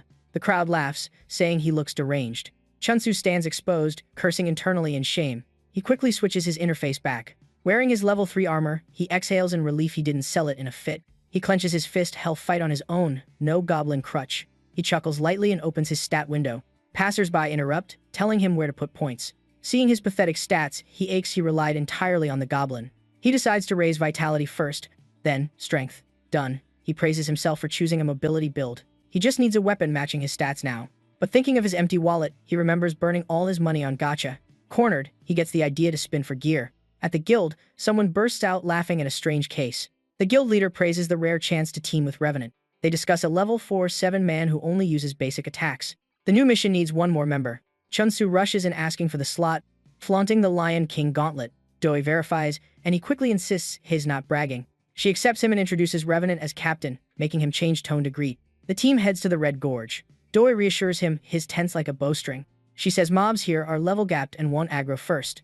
Chunsu looks at the gauntlet with a broken heart, just cosmetic. It's his first dungeon without the goblin, his cheap armor forces caution. Doi breaks his thoughts, noting he still hasn't changed class. He points at his head confused, but she says she only sees his level. He realizes hidden class status appears as unpromoted to others. He wonders why she thinks he hasn't changed class. He stammers he's not delaying promotion, but her sharp gaze chokes his words. After a long pause, he blurts out that mobs are described as non-aggressive. Seeing his goblin causing trouble, he snaps, unsure if it will attack without orders. He calls it back and scolds it for being weak after the patch, yet still troublesome. Doi approaches, curious about the goblin. Chunsu admits it's his only summon after switching to a hidden class. He pivots, boasting it's absurdly strong, probably a glitch. But he adds the new update supposedly fixed summoner bugs. Doi laughs behind her hand, asking where he got that info. Chunsu says it's from a close friend, asking why she doubts. While fighting, she explains his friend likely misunderstood. Today's patch notes contain no such fixes. As she finishes, the goblin gets skewered like a hedgehog trying to block. Chunsu explodes and curses out of frustration. Under sunset, Sung Ryul screams begging forgiveness. Chunsu panics. Why is he apologizing like that? He says what's done is done, while Ryul hangs upside down by the goblin, insisting he was wrong. He confesses he misread the patch notes and pleads not to be dropped to his death. Chunsu leans over the cliff, saying he can't abandon him so easily. He fumes over wasted time, thinking even dropping him hundreds of times wouldn't vent his anger. As he finishes, Ryul is yanked upward, making him scream. Hitting the ground, he clutches his back in pain. Sung Ryul then looks ahead nervously. Chunsu gently reaches out a hand. He opens up, saying Ryul didn't mean it. He laughs, saying since his friend apologized, hell let it slide, ridiculous as it is. Hearing that, Sung Ryun's eyes darken slightly and his face goes blank. Then he gives a thin smile. He jokes they're not friends, they just happen to play together. While gripping Chunsu's hand, he needles him, making Chunsu order the goblin to hang him again. Ryun panics, saying it was a joke. Days later, he sits in a cafe, relaxed. Looking out the window, he whispers Kim Junsu's name. He confirms Junsu fully trusts him, so the plan can begin. It's time to exploit the goblin power Junsu holds heaven's hell. At that moment, Chunsu is hit by a car while crossing the street. The sight leaves Sung Ryun frozen, mouth agape.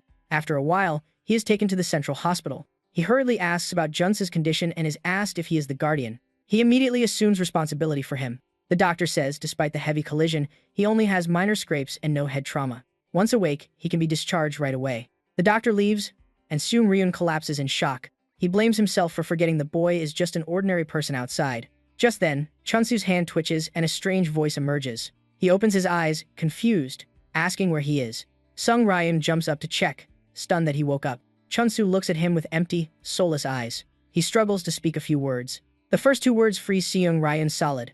Hours later, under the blazing noon sun, Chunsu smiles and asks if they were really that close. Hugging the goblin, he apologizes for any trouble since he remembers nothing. Sung Ryun is flustered, grateful yet more confused. He sighs over the memory loss, then hears him gently fuss over the goblin, confirming his temperament changed. The goblin shrieks, while he quietly observes its discomfort. Beyond personality, Junsu now feels like a completely different man. Suddenly, the goblin breaks free and bumps into a burly passerby. The man yells, scolding it for not watching its way.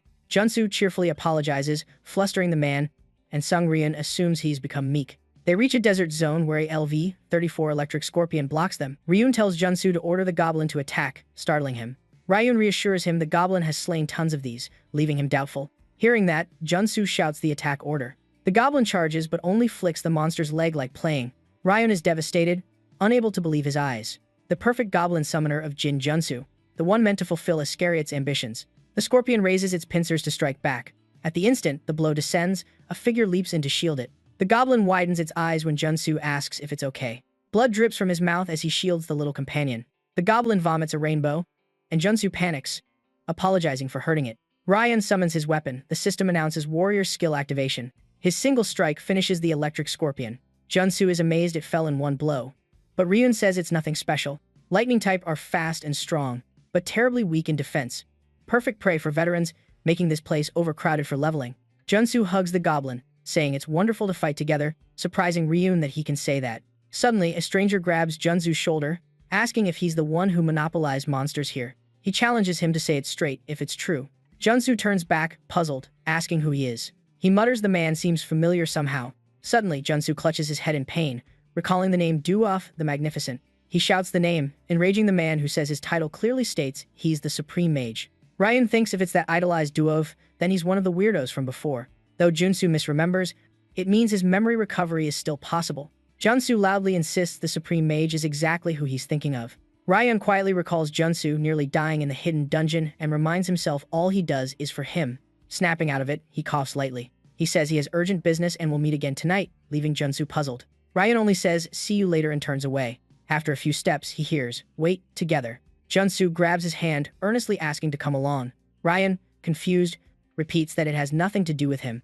Junsu smiles, saying Ryan's face screams trouble. He adds that since Ryan saved him, it's his turn to repay. Ryan stammers in shock. He jerks his hand back and yells, asking what Junsu is doing and if he even knows Ryun's goal. Junsu refuses to let go, convinced he must have done this before losing his memory. Ryan grabs his hair, shouting to release, but Junsu clings stubbornly, causing a loud argument until Tan intervenes. Ryan grits his teeth, remembering he still must contact Iscariot for hidden dungeon data. He needs it to restore Junsu's memory before it's too late, annoyed by the boy's clinginess. As Tan hesitantly tries to ask more, another voice breaks in. Someone calls out loudly, making Ryun turn. It's Yuan Xiao, arms crossed, scolding him for not answering calls. Ryan pushes Junsu aside, surprised Xiu came in person. Xiu asks why he vanished lately and leveled so insanely. Ryan says he prioritizes intellect over strength. He also boasts of completing his second-class change after the painful hidden dungeon experience. Xiu snorts, telling him not to poke old wounds and that he has no time for chatter. He says gravely that Batten and Ji Hyun's lives are in danger inside the hidden dungeon.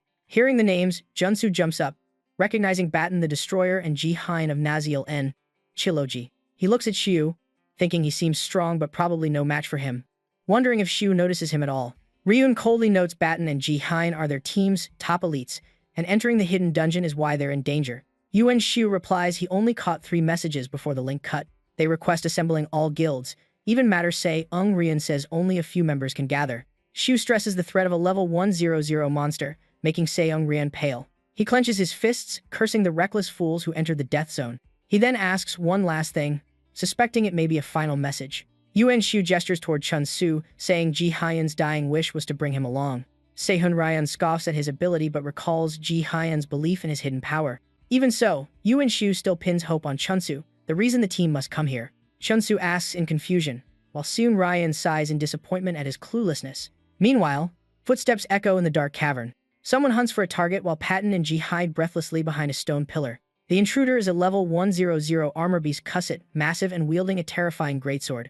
Only when it moves away does Ji Hyun dare exhale. Patton snaps that being trapped 2 days has crushed their hope of survival. He points at the pile of corpses, asking how anyone can still believe in escape. He blames the report about a level 100 monster for scaring off any rescuers. Ji Hyun replies, hiding it would be more dangerous, since lack of prep dooms the whole team. Patton yells back, saying it's not that simple. Ji Hyun warns him to stay quiet or be discovered. He laments that even Yuan Hyuk is helpless this time. He hesitates, gripping his weapon tightly. Patton trembles, proposing they attack rather than wait to die. Ji Hyun refuses, saying she can't accept losing even one person. She believes it's not hopeless, yet the one they await will surely come. In the desert, Chun Su looks up, bewildered and confused. Yuan Hyuk startles at his sudden honorifics, while Soon Rian silently curses. He whispers to Chun Su that he's close to that man, and acting distant will seem suspicious. Chun Su is shocked he could be close to someone so fierce. Seung Ryan insists he act like an old friend naturally. Chun Su greets him with exaggerated toughness, making Seung Ryon silently cringe.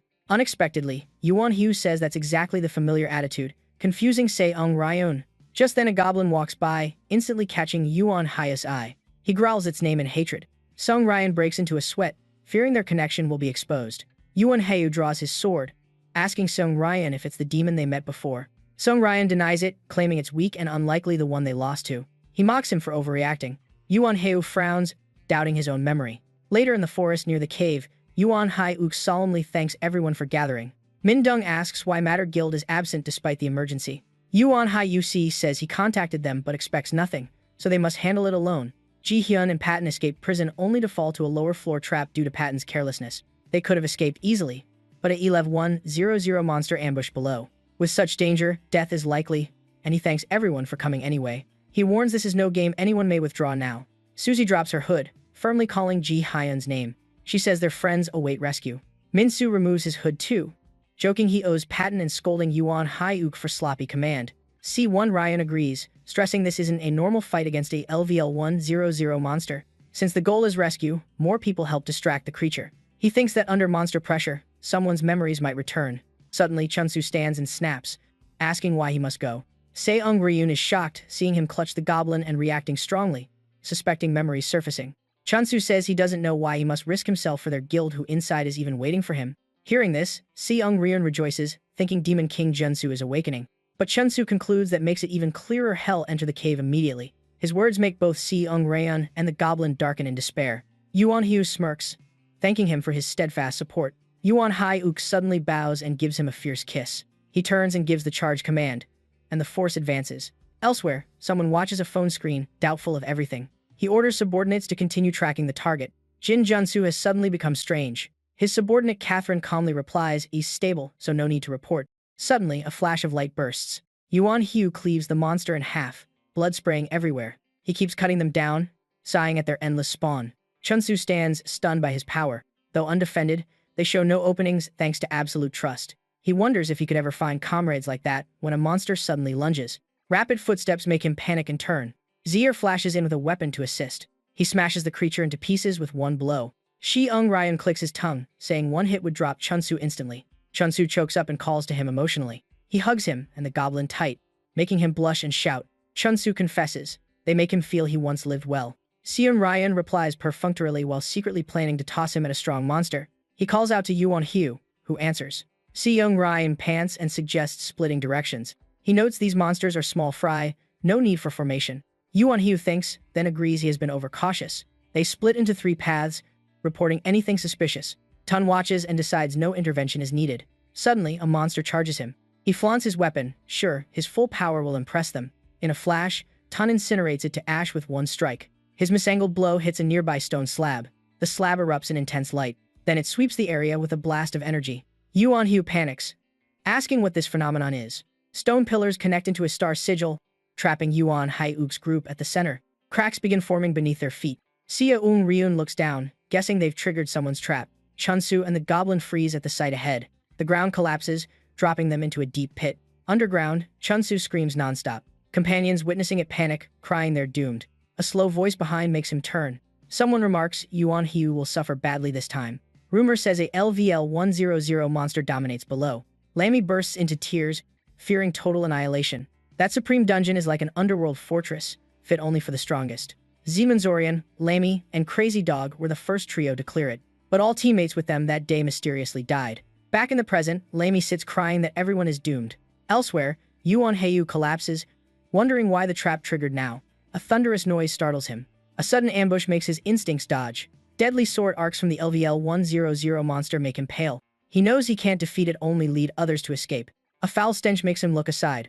Min Sung's scattered remains choke his breath. His face drains of color at the horror. That moment of shock makes him forget the finishing blow aimed at him. Suzy charges in, fueled by rage, to save him. She grabs the attacking blade with bare hands to shield him. Feeling killing intent at her back, Suzy urges Yuan Hyu to go save the others. She says she can only hold on briefly. But Yuan Hyu draws twin blades, declaring he'll stay. Before he finishes, Seung-ryun drags him away. The abrupt action leaves him utterly confused. He yells, asking why he's being stopped from saving Suzy. Ryun coldly says she's already dead. Yuan Hyu is shocked, not knowing when she fell. Ryun keeps dragging him, saying fighting that monster is suicide. Min-soo and Hye and Shu are wiped out before reacting, but Kust's chilling footsteps quickly close in. It hunts fiercely, as if wanting more kills. Ryan's heartbeat races, everything is beyond his plans. He had prepared to evade, protect Ji Hyun and Patton, and wait for Junsu's memory return. Yet they landed right atop the monster instead. Ryan panics, seeing Kast's blade sweep in. Stunned, their group died in under 20 seconds. Suddenly, the system shows the goblin blocking the strike with a summon skill. A goblin bomb drops right beside Kust. A massive explosion erupts in blinding white. Even a warrior like Yuan Hyo ducks to avoid being thrown. Ryan shields his face, shocked at the bomb's origin. Chun-soo bursts out, yelling they must run before the monster sees them. Seeing the familiar face, Ryan freezes. Junsu is alive. Chunsu screams at Yuan Hayu to run before it's too late. But Yuan Hayu's body feels heavy, unable to move. A black plume quietly creeps up behind him. It's residue from Cast's sword strike. When the smoke clears, he realizes alone on the cold battlefield and screams in fury. Elsewhere, Chunsu checks system stats. Seeing Goblin Bomb triggered, he sighs in relief for accidentally surviving. He still feels guilty. The bomb hurt fellow goblins. Thinking, he looks at the battered Yuan Hayu, relieved no more died. Ryan, fresh from death's scythe, is pale with fear. Yuan Hayu's despairing cries echo everywhere. He laments Ji-hyun and Patton were likely dead long ago without him knowing. He blames himself for dragging the team into death, leaving Ryan solemn as things worsen. To Yuan Hayu, the assassins were like family, and seeing them slaughtered crushes hope. He wonders if they can escape this hell at all. The negativity makes Ryun's steps heavier. He stands by him, urging they must move before the monster returns. But Yuan Hayu despairingly asks why Matter Guild fell apart. On one dungeon run, all comrades died, leaving only 3 survivors. He never believed rumors that death in game is real, thinking it nonsense. Remembering past runs, he says he never feared dungeons, thinking pain was simulated. To him, tech only made the game vivid, not dangerous. But memories flood in, voice trembling. Last fight made him afraid for the first time. Real pain far exceeded the fun he once knew. The thought of dying sends chills across his body, so he leveled up to avoid deletion by strong monsters. But higher levels brought greater danger, frustrating him. He only wants to save Ji-hyun and Patton, then quit forever to avoid more hurt. He breaks down, admitting he's weak and afraid of being alone here. He confesses he brought everyone despite knowing they could die and didn't stop them. Hearing this, Ryan reassures that no one could foresee this and the plan was viable, but Yuan Hayu keeps screaming self-blame. Ryan flares up, ready to slap him awake. But Chunsu jumps in first, punching him and calling him stupid. The sudden blow leaves Ryun frozen. Regaining clarity, Yuan Hayu hears Junsu shout idiot in his face. He scolds Yuan Hayu for talking death without seeing anything or having the right to judge who's gone. That anger makes Ryun think Junsu's memories returned. But Junsu keeps berating him, saying having such a lousy friend is regretful, calming Yuan Hayu somewhat. Ryun is stunned, unsure since when Chunsu considered Yuan Hayu a friend. He recalls their past conversations sounding like longtime comrades. This confuses him more, as he thought them merely non-enemies. Chunsu grabs his collar, saying no one truly dies in the game and rumors mean nothing without proof. If he wants to grieve, he should confirm first someone outside is still waiting for him. For now, just focus on escaping, deal with everything else later. Hearing this, Yuan Hayu collapses to the ground. He asks Ryan if deletion is really only a rumor. The question puts Ryan into deep thought. He admits deletion is real, and the recent victims likely aren't safe. But to calm him, he says he's only heard rumors and never seen it firsthand. He warns caution since no one can confirm the others truly died. Yuan Hayu exhales faint relief thanks to that reassurance. He mocks himself for needing Junsu to lecture him. Then he jumps up, startling Junsu. Before Junsu can ask, he says he owes him once again. He promises to repay that debt if he survives and gets out. The sight makes Ryan wonder if Junsu's memories have returned. Yuan Hayu then coldly orders Everton to resume the rescue mission.